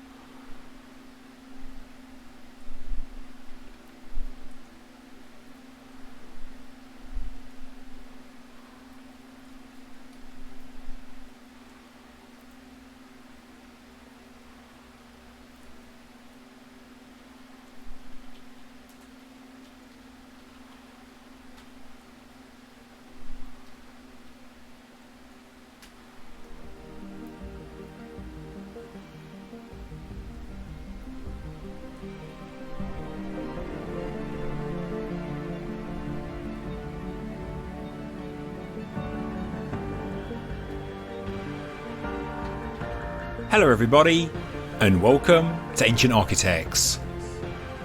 Please subscribe now to get the latest ancient history news and independent research from around the world. The Giza pyramids have stood proudly for thousands of years. They've survived 3 turbulent intermediate periods of ancient Egyptian history. They survived the Middle Kingdom, the New Kingdom and Late Period. They've withstood interest from treasure hunters and explorers, including the ancient Egyptians themselves, the Greeks, the Romans, the Arabs and Western explorers, and although many of the outer casing stones have fallen or have been removed, these pyramids are in a remarkable state of preservation for their age. Each of the 3 main Giza pyramids is unique. Each one has a story to tell, and although it's often overlooked in favour of the larger pyramids of Khufu and Khafre, the smaller Menkaure pyramid is worthy of our attention. From the outside it really is quite striking, and that's because of the granite casing stones that are still in place today.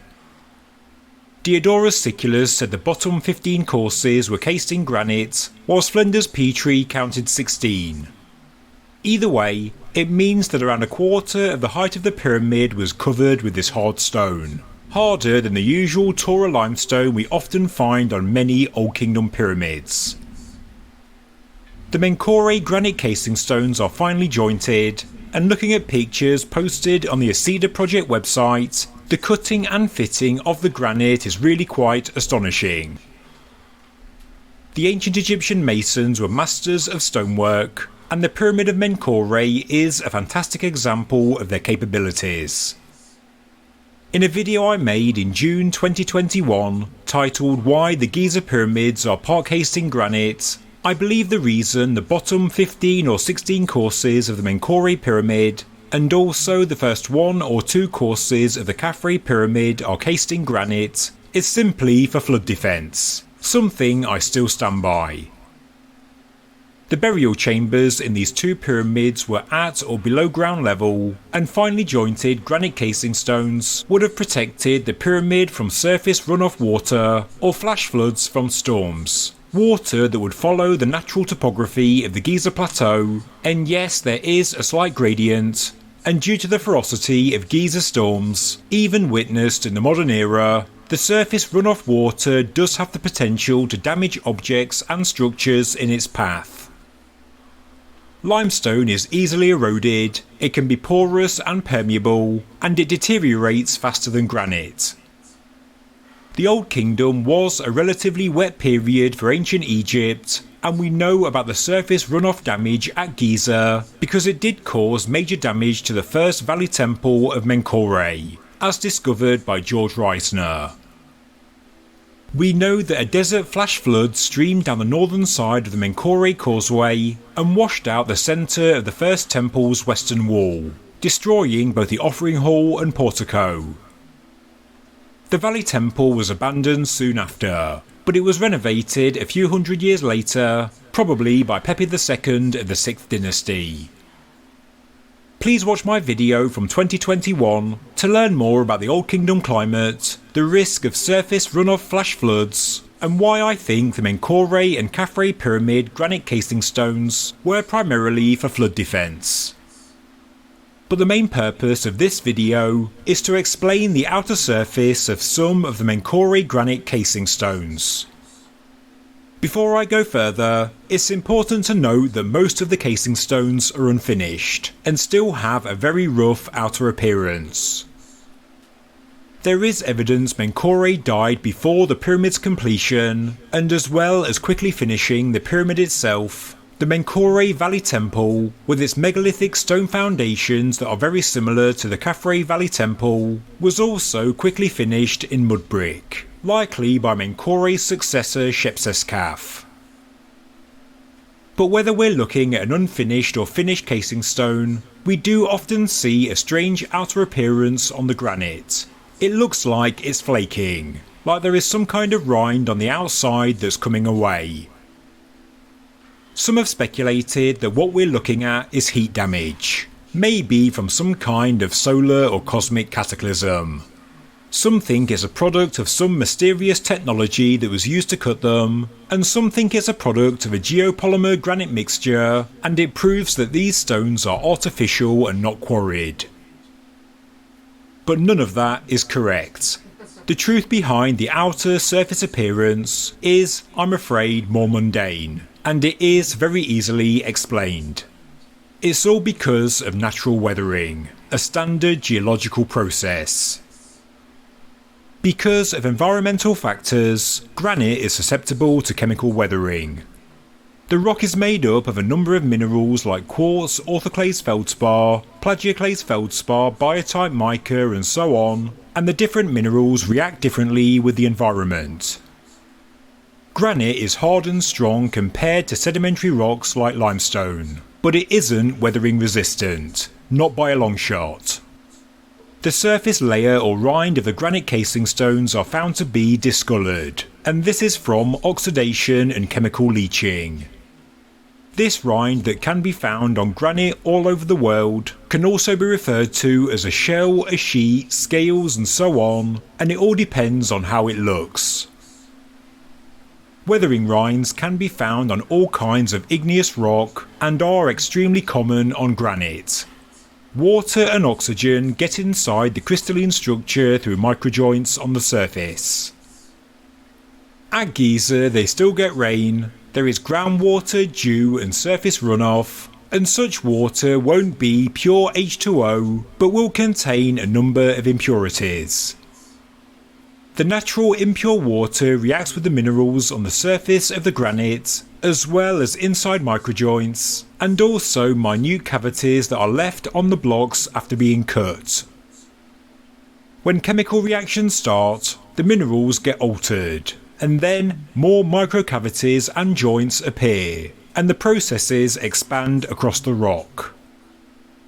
Depending on a whole host of environmental factors, the thickness of the weathering rind can be anything from a few millimeters to many centimeters. During the process, plagioclase crystals turn into gibbsite kaolinite, biotite can be chemically altered to vermiculite. It's also been noted that the breakdown of biotite can lead to the formation of grus, which is an accumulation of angular coarse-grained fragments resulting from the disintegration of granite surfaces through chemical weathering. Also, due to chemical weathering, granitic rocks can even expand and bulge. In some places, weathering rinds can be seen very clearly when you smash open a granite boulder or rock. In cross-section, you can see the developed rind quite clearly. So, granite can weather into flakes or can crumble, and it can also have a mottled texture, and it's all because of natural geological processes. The rind we see on the outside has a different composition to the parent granite, but it forms from reactions that are taking place in the minerals that make up the granite. Granite and all rocks exposed to the elements and atmosphere will all naturally break down over time. It's just that igneous rocks like granite break down a lot slower than sedimentary rocks, which are more affected by physical and biological weathering, but also chemical weathering as well. We see examples of chemical weathering at the Menkaure Pyramid, the Khafre Pyramid, at the Khafre Valley Temple, and also at the unfinished obelisk at Aswan. And so, it is important to understand the science when observing these rocks. So, if someone says that this is possible heat damage from a solar flare, or maybe the high temperatures associated with a cosmic impact, well, it does sound exciting, but it's not correct. There is no evidence of extreme heat damage at the Menkaure Pyramid, and this is all just natural weathering. Thank you very much for watching this episode of Ancient Architects. If you enjoyed the video, please subscribe to the channel, please like the video, and please leave a comment below. Thank you very much.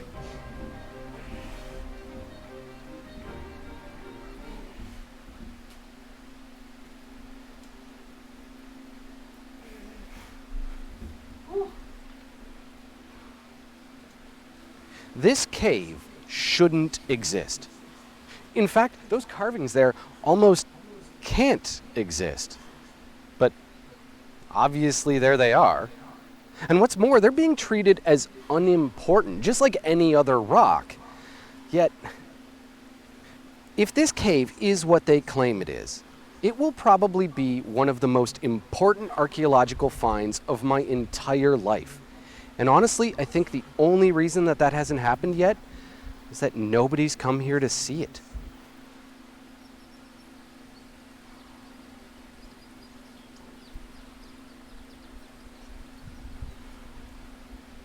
My third night in the Azores, I was invited to a party with some locals and, as is my way, immediately offended some old man from Lisbon. He was absolutely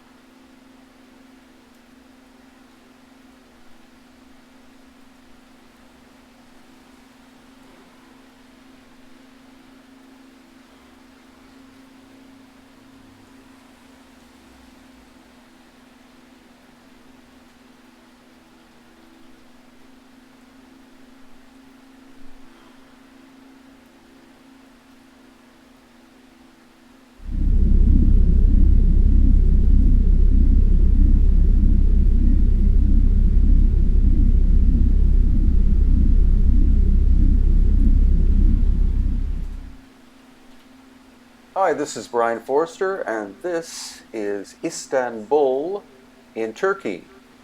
Its older name, of course, was Constantinople. And this is what's called the Grand Bazaar. It's where you can buy basically anything, and I've heard that up to 200,000 people visit this site each and every day. You have to go through a metal detector, as you can tell. So here we are in the Grand Bazaar. Now, what does this have to do with megalithic sites? Well, that will be later on in the video. I just wanted to give you a sense and feel what Istanbul is like. We were there in September 2019 for about 12 days. And then trying to get out of the Grand Bazaar was a bit of a challenge, but made it. After that, looking at the cobs of corn there, we were at the Bosporus, which is the seawater area that is in between or connects the European side of Istanbul with the Asian side. And as you can see, there's incredible boat traffic that goes on, as well as ground transportation.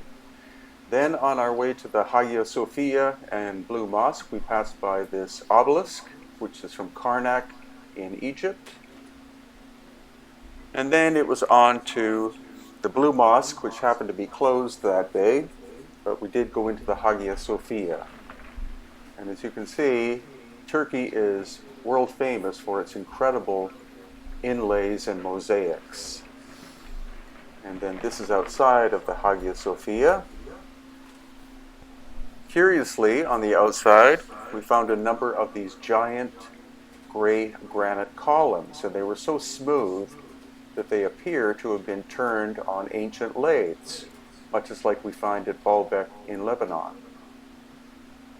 And then also the presence of this purple stone, which is called imperial porphyry, and it's only found in the eastern desert of Egypt. Incredibly smooth surface. So here you see the hole at one end where the ancient lathe would have attached to this rather massive column. One piece approximately 20 feet or 6 meters long. There were a number of them. And now we are inside the Hagia Sophia. At the time when it was built, it was supposedly the largest church in the world, and then it became a mosque, and more recently it has become a museum.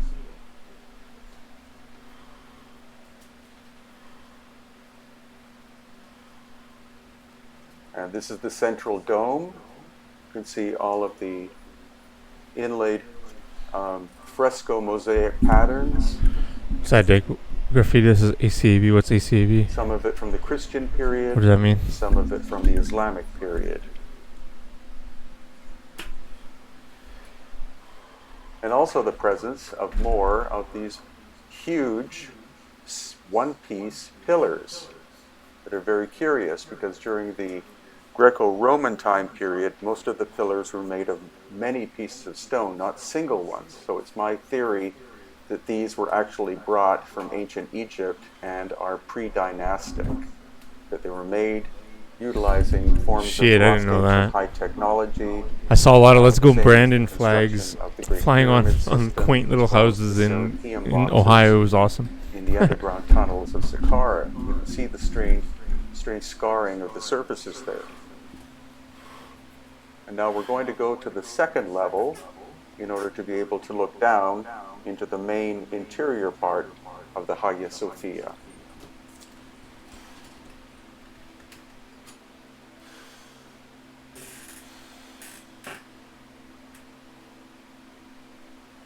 So up and up we go. You can see relatively crude construction techniques, but relatively typical of my arms are tired after those chin-ups, the Roman, Greek, especially the max out ones. I feel it instantly. And now we're going to be going inside once again. Beautiful inlay. Yeah, there's also a lot of. There's a sign that said, if you're really a true Christian, you need to love your enemies. And I'm like, damn, that's Jesus. Stretch if you get. mosaics, Tight. but Thanks, buddy. I I will. think the basic interior construction of the structure. After that, we went underground.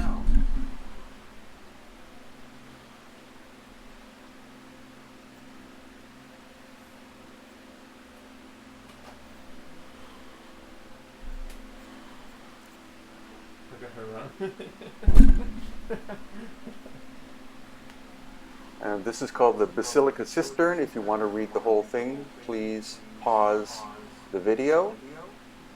It's a massive underground system, I believe, made during Roman times, and could hold an incredible amount of fresh water for utilization in ancient Constantinople. So this is us walking through the labyrinth system of the cistern. And one thing that caught my eye was what's called the crying column. Again, hit pause if you want to read the whole thing. It's the only column inside that has this very interesting, all-seeing eye-looking shapes carved into the single piece of column. It took us about an hour to walk through there. Then it was to the Istanbul National Archaeology Museum, where supposedly they have 1 million artifacts, which is quite incredible. Quite a lot of work from the Hittite time period, as you can see here. And then these large, I believe, limestone or marble sarcophagi from the Greek time period. But what was most curious are these giant containers, which supposedly were used as sarcophagi. The stone is called Imperial Porphyry and is 7 out of 10 in terms of hardness, and again is only found, as far as I can tell, in the eastern desert of Egypt.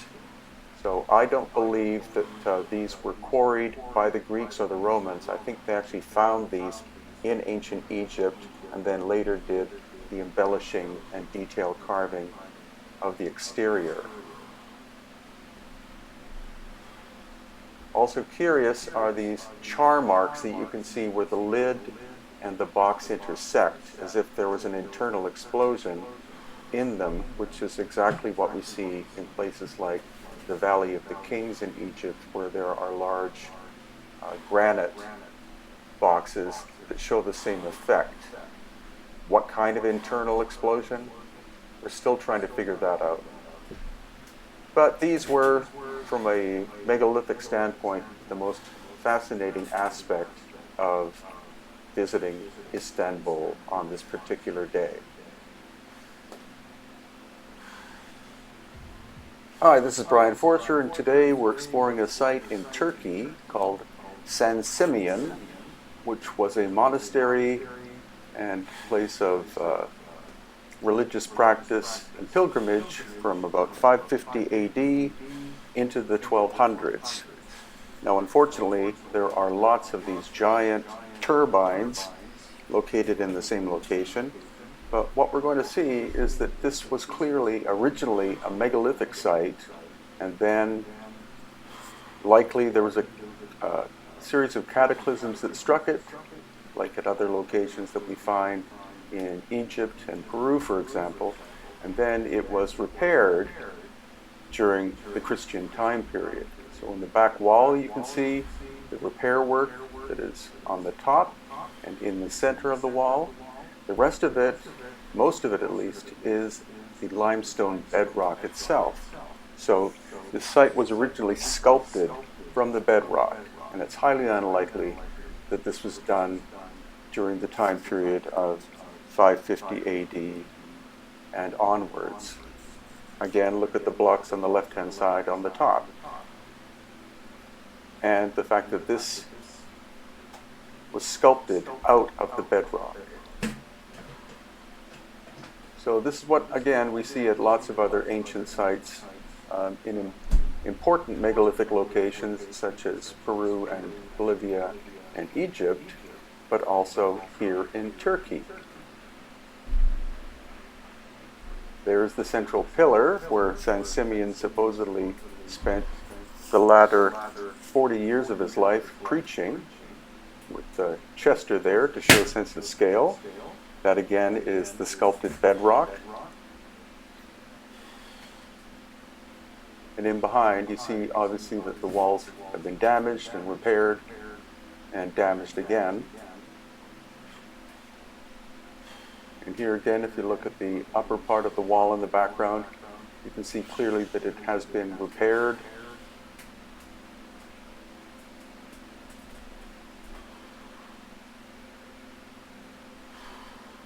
So this is a short video, part of the series that I did from our recent tour of Turkey in September of 2019. And the main function of it is simply, once again, to show you the difference between the repair work that you can see and the older megalithic work.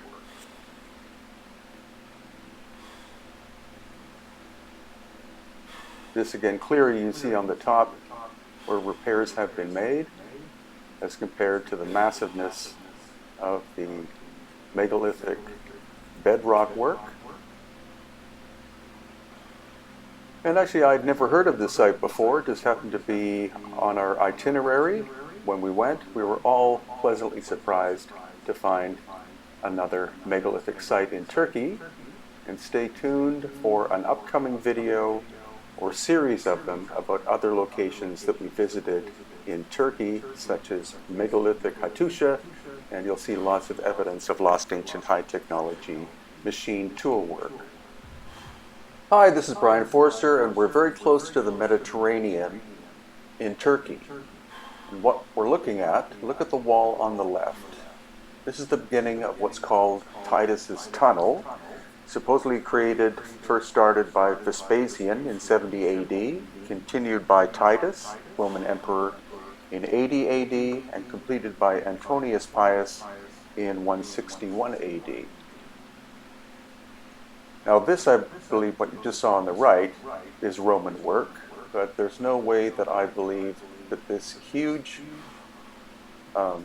opening in the bedrock was done solely with hand tools. It's just too big a work. Again, look at the left-hand side and look at the right-hand side.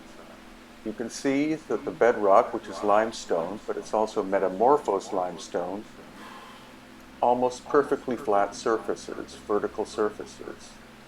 And as we continue on, continue looking at the wall on the left. Again, very flat, and we haven't even reached Titus's Tunnel yet. So as we continue along, again you can see the flat surfaces in the bedrock, and here this shows you the depth of how big it is and how much work would have been required. I think this is definitely a candidate for lost ancient high technology and was found and then fine-tuned by the Romans. I don't think the Romans did this out of the bedrock and were able to... This could be a natural surface. And there in the background you can see that the giant wall continues. There on the left-hand side you saw some shaping there, the limestone. This is a classic Roman arch, so of course this would have been the work of the Romans. Not particularly superfine workmanship, but then again the big wall continues on the left side and now on both sides. Now this is the beginning of the actual Titus's Tunnel and is almost a mile long through the bedrock. The ceiling a minimum of 20 feet tall. The Romans, of course, did have steel chisels and other hand tools, but I think this is way too big of a construction project to have been done solely by hand during Roman times.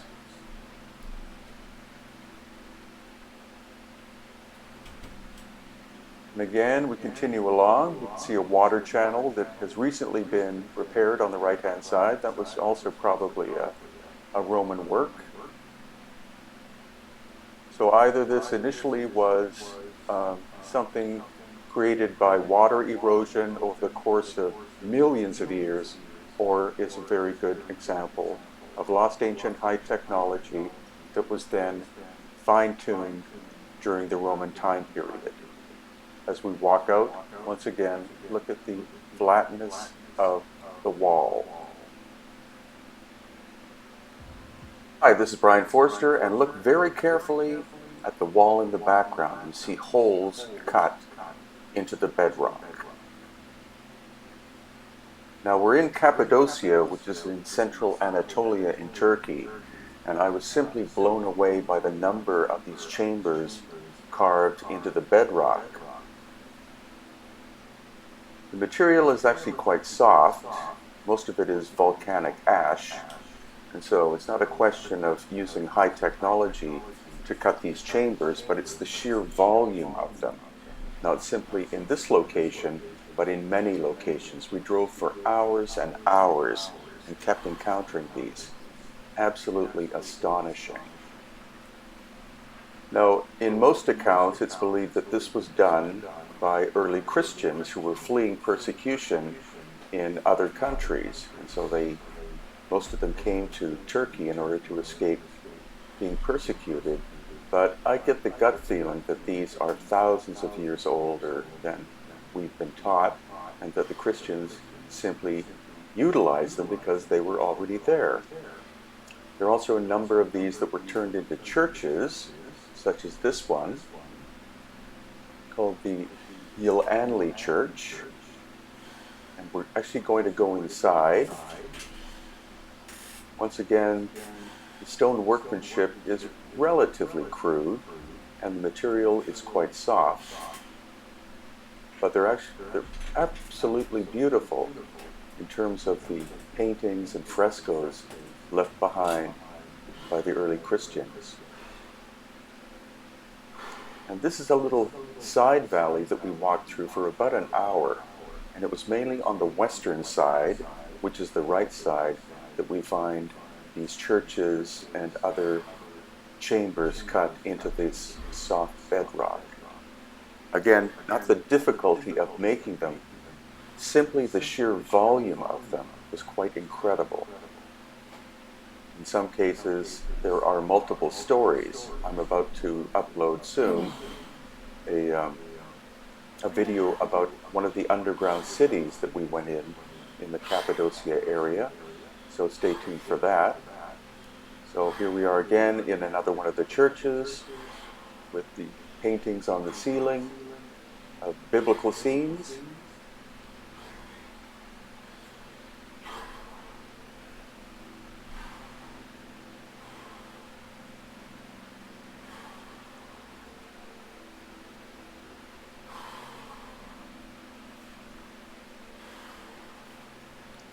And here it looks like some of them are still being utilized, having wooden doors put in them, possibly for storage.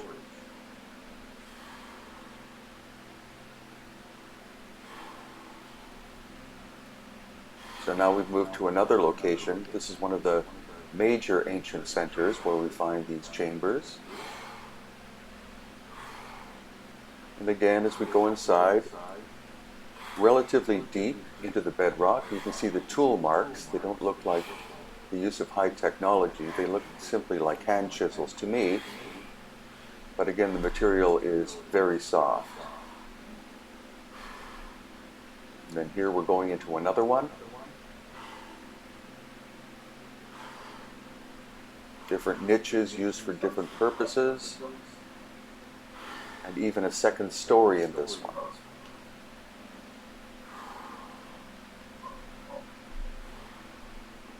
See the darkening of the walls and the ceiling from centuries of fires being lit, probably cooking fires inside.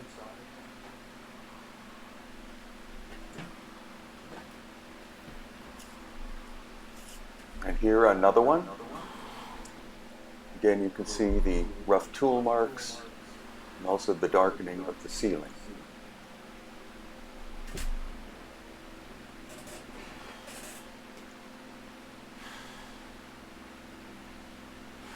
This being one of the major centers and one of the major tourist centers, of course, there were way too many people, but We simply had to deal with that on this day. Some of the other locations had far fewer visitors.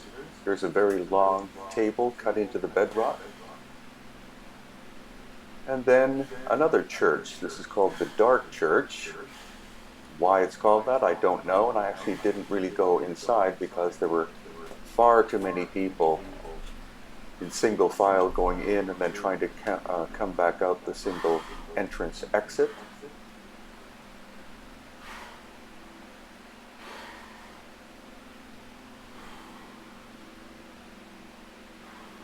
And then another location.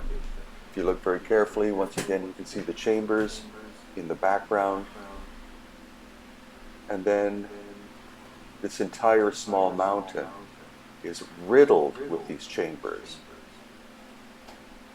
Again, the idea that they were solely made by Christians fleeing persecution early in Christendom is highly unlikely, but they were obviously occupied by the Christians and other people. Sorry about that. Turkey has thousands upon thousands of years of human habitation, so who knows how old these actually are. Hi, this is Brian Forster, and this is exploration in the area of Cappadocia in Turkey. We're going to visit Derinkuyu, which is the largest underground city in Turkey. Now, this is one of the most enigmatic and strange places I've ever visited, because supposedly it was constructed by the Phrygian people in the 7th or 8th century BC. It's 200 feet deep at least, and supposedly could house 20,000 people, as well as livestock, etc. This is one of the large shafts that goes down from the surface for air ventilation.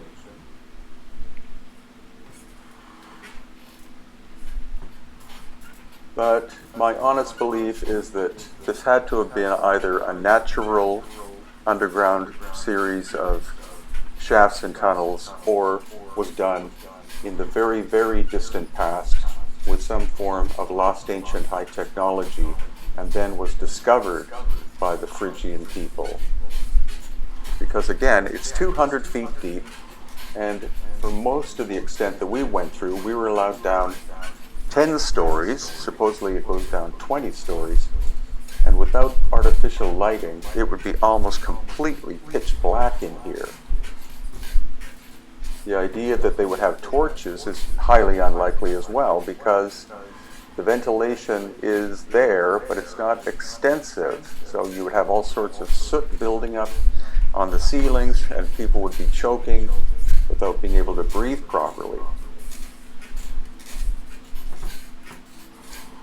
There are supposedly hundreds of other underground cities in Turkey as well, but this one is the largest and deepest. Most of the other underground cities, so-called, are 1 to 2 stories, whereas this, again, we were told, is about 20 stories or 200 feet.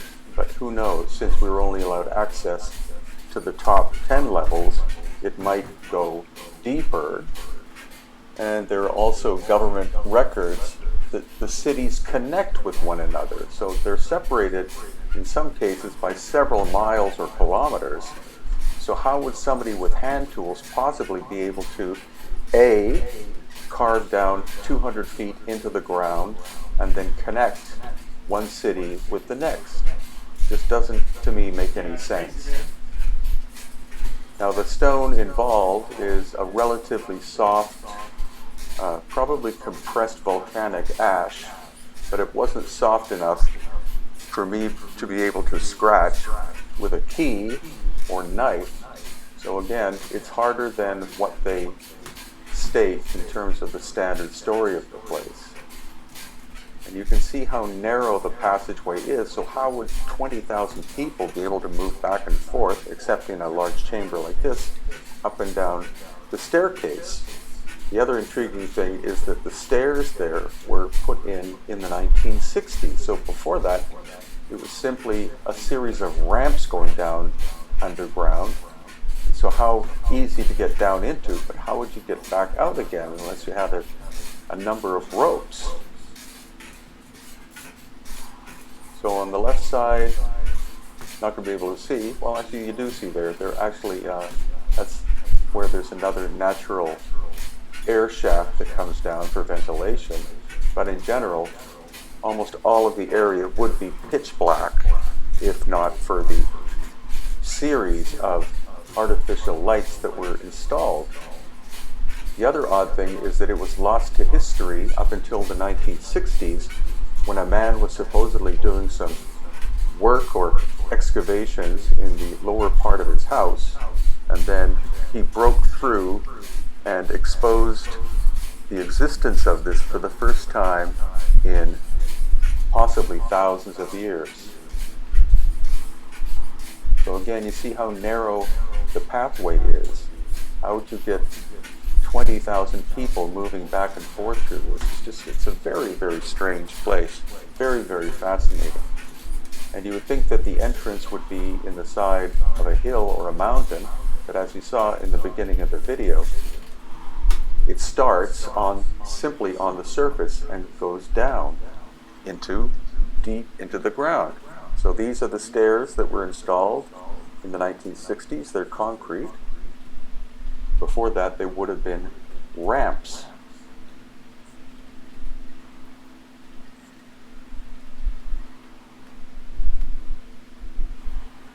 So now we're coming back up, having gone into the ground approximately 100 feet, but it was hard to judge because the levels are very uneven. It's not like you go down 10 feet and then walk horizontally and then go down 10 feet. Some of the staircases were probably 20 or even 30 feet, and then you'd have horizontal areas to walk through.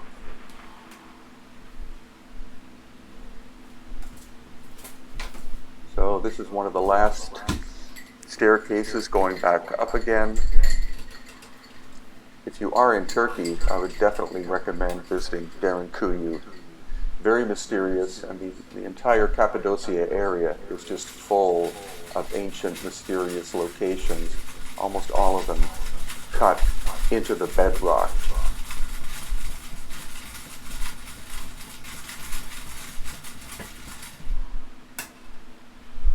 And finally, this is the last level. You can see some mortar and stone put together, and this is coming up through the exit.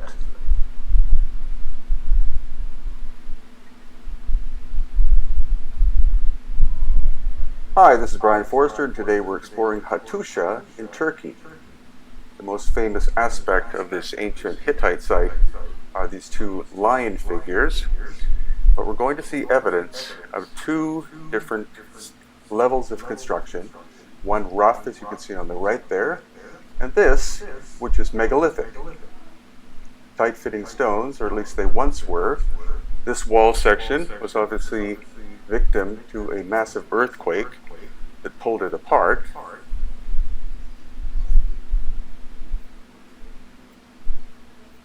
You can see other parts are tight-fitting, relatively. Originally there would have been no mortar whatsoever. Here you can see that it's tight-fitting in this area.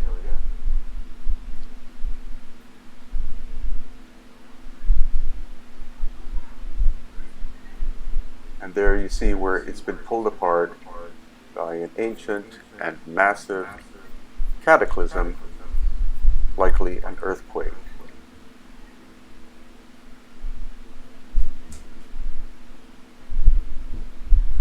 Now on the right side we see tight-fitting work, and there in the background, very rough. So clearly two different stages of construction by two different cultures. Here again we go from rough on the right to megalithic, tight-fitting, larger stones on the left. Also evidence of ancient drill holes. Not just these four, but we saw between 50 and 100 ancient core drills. And by looking in detail, you see lots of weathering inside, so these are in no way modern. After that, it was up a relatively crude staircase made during the Hittite period, and into a massive tunnel. Now, this tunnel is composed of large megalithic blocks, but they're not particularly tight-fitting, and so it's very likely that this, again, is from the Hittite period and not from the older, more high-tech megalithic period. You can see that the tunnel is quite long, and what's going to be curious is what we see at the end.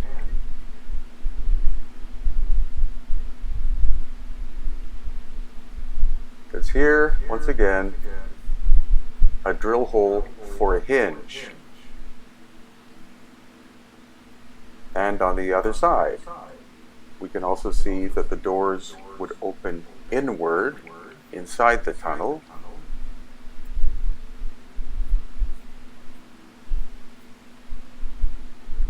And when we go outside, once again, a crude retaining wall constructed during the Hittite period.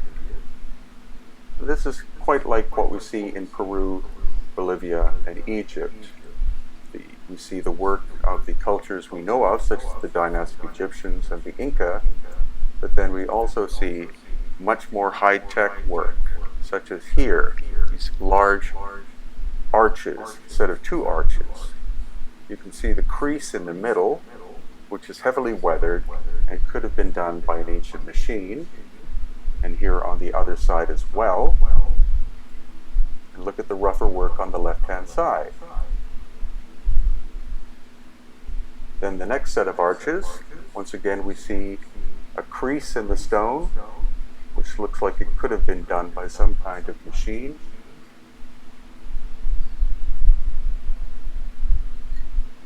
And here too, more of the core drill holes.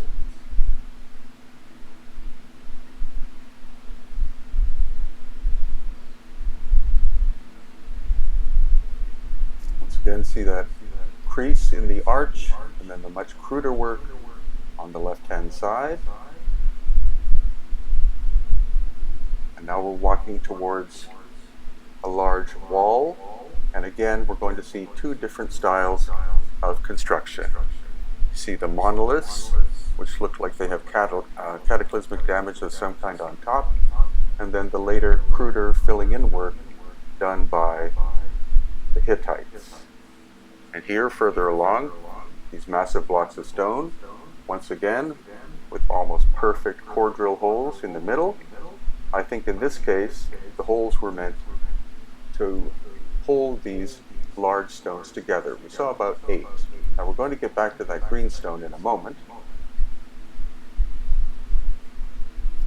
But again, a very large megalithic block with almost perfectly circular drill holes. The angle of the camera was bad in that instance, but here you can see the core drill hole. You can even see where the drill mark is. Now, as we walk towards a relatively crude wall, we're going to focus on the stone there in the center.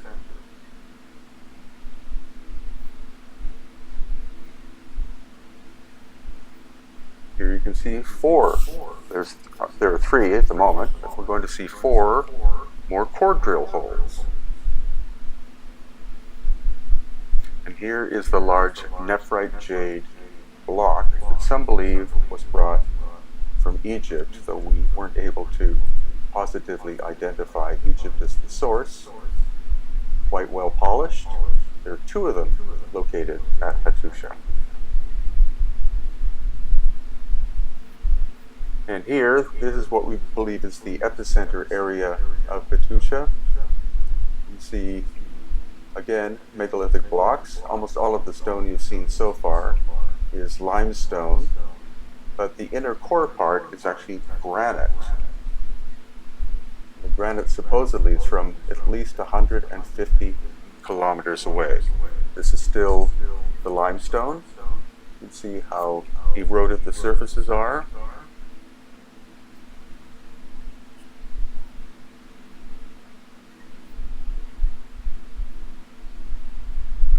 These ones used to fit together quite tightly, and lots more of the ancient core drill holes with a lot of erosion even in the inside. So this gives us indication A, of lost ancient high technology, and B, extreme weathering over the course of a very extensive period of time.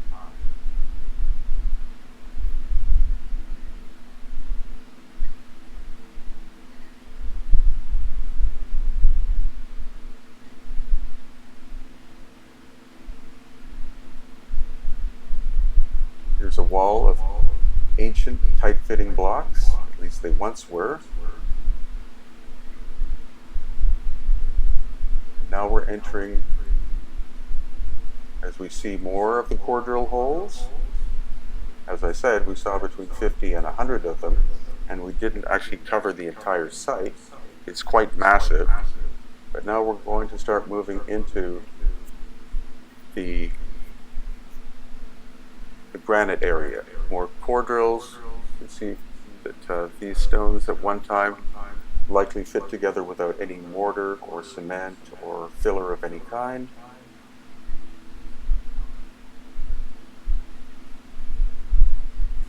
And now we are approaching the granite area. Once again in the limestone, more of the core drill holes.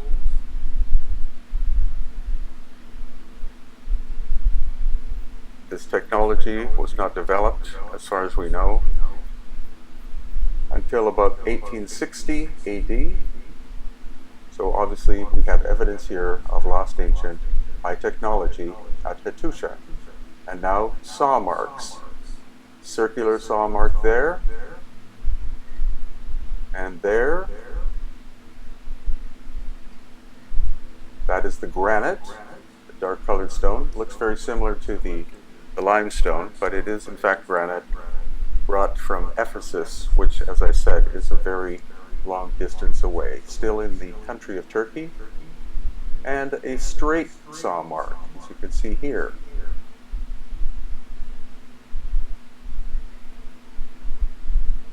So there's more to the history of Turkey than most people realize.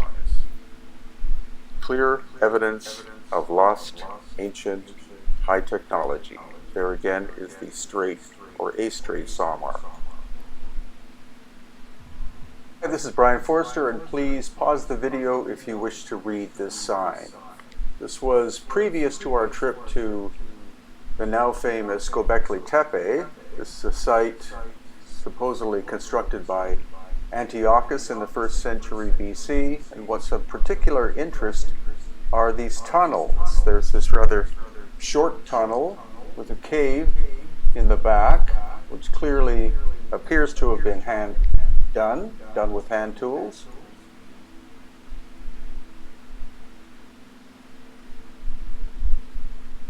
And then there is a sculpture in the location of Antiochus and Heracles.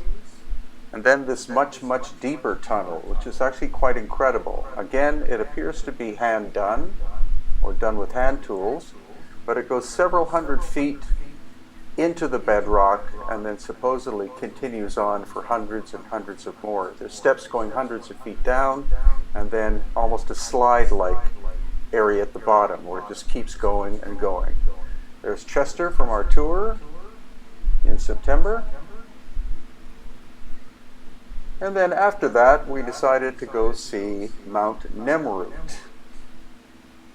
And Mount Nemrut, again, supposedly was a construction done by Antiochus in the 1st century BC. And that is called, I think it's called a tumulus.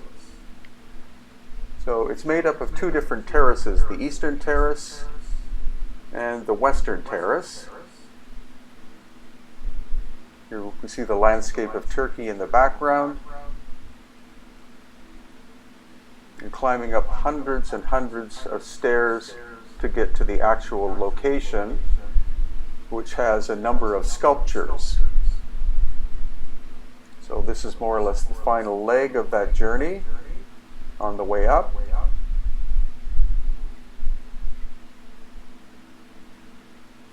And here we have a pyramidal structure of some kind made of large blocks, but not of a megalithic nature necessarily.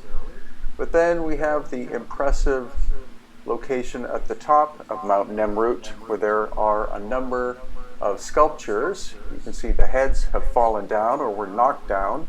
Why they haven't been put up back in place I don't understand, because they're actually all not really that huge.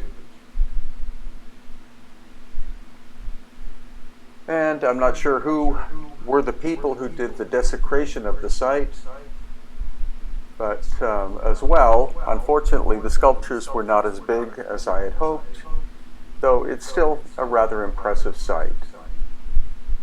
But the main focus of these early days in Turkey in September 2019 was to go to the famous Göbekli Tepe, which has only been excavated, I think, for 20 years or less. So the road there, you can see we're going through agricultural areas. It's relatively flat. And then they just finished building an on-site museum, as well, of course, as a gift shop.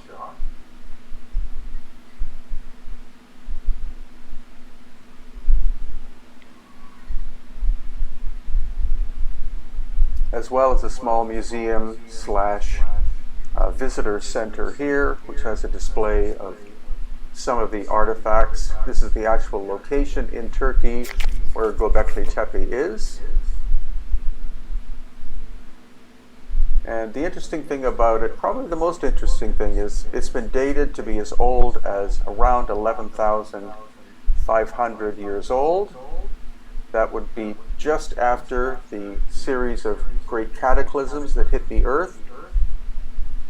And so the oldest carbon dating, and there's only been a little bit of carbon dating done on the site, again, is 11,500 years old. So obviously a lot more of radiocarbon testing should be done in order to make that number solid. So only about 1/30th of Göbekli Tepe has been excavated. We've heard that there are some more excavations going on, but not the amount that some would like. And they've built this large tent-like structure over top of Göbekli Tepe in order to protect these large limestone T-shaped blocks. Some of them are up to 20 feet tall or 6 meters and weigh approximately 10 tons. So this is a megalithic site, but there's no sign of lost ancient high technology, because this is limestone, which is quite soft, and we can clearly see the hand tool marks. So what's most profound about Göbekli Tepe, if proven conclusively, is its amazing age. It's about twice as old as any of the other ancient sites or civilizations that we know of, so that would make it about 5,000 to 6,000 years older than what is presumed to be the first civilization. Now, nearby, in a nearby town, I believe it's called Urfa, is an excellent museum. Again, please pause on the video if you want to read this sign. And it shows this, which is presumed to be the oldest sculpture, full-size sculpture ever found. As well, in this location, we have a Neolithic section.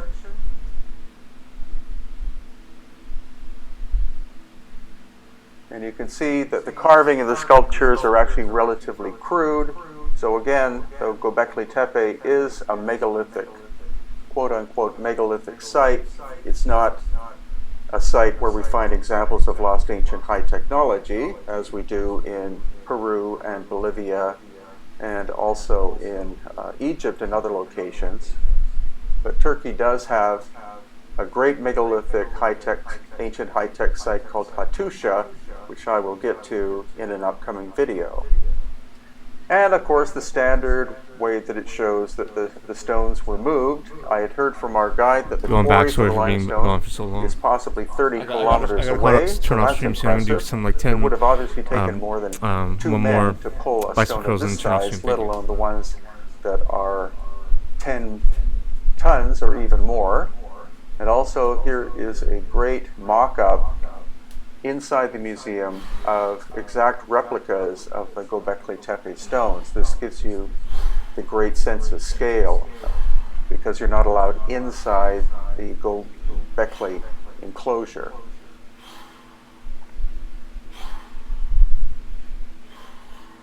So I was very happy to visit Göbekli Tepe. I was impressed by what ancient people did.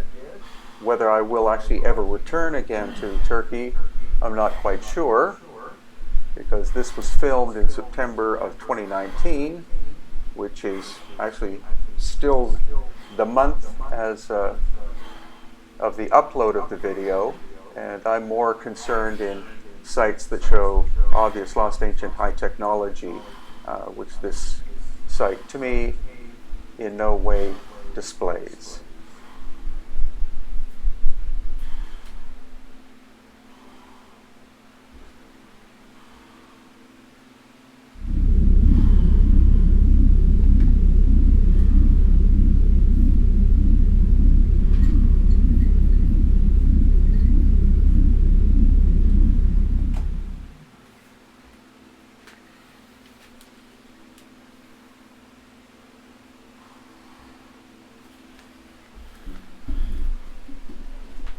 Oh my god. Thank you for watching. Sorry I went away for so long, but I have to go now. Thank you guys. You're the best. Thank you everybody that was here. All new viewers, all the classic viewers, all the best viewers being you all. Thank you. I appreciate it. Alright, let's read somebody. Thank you.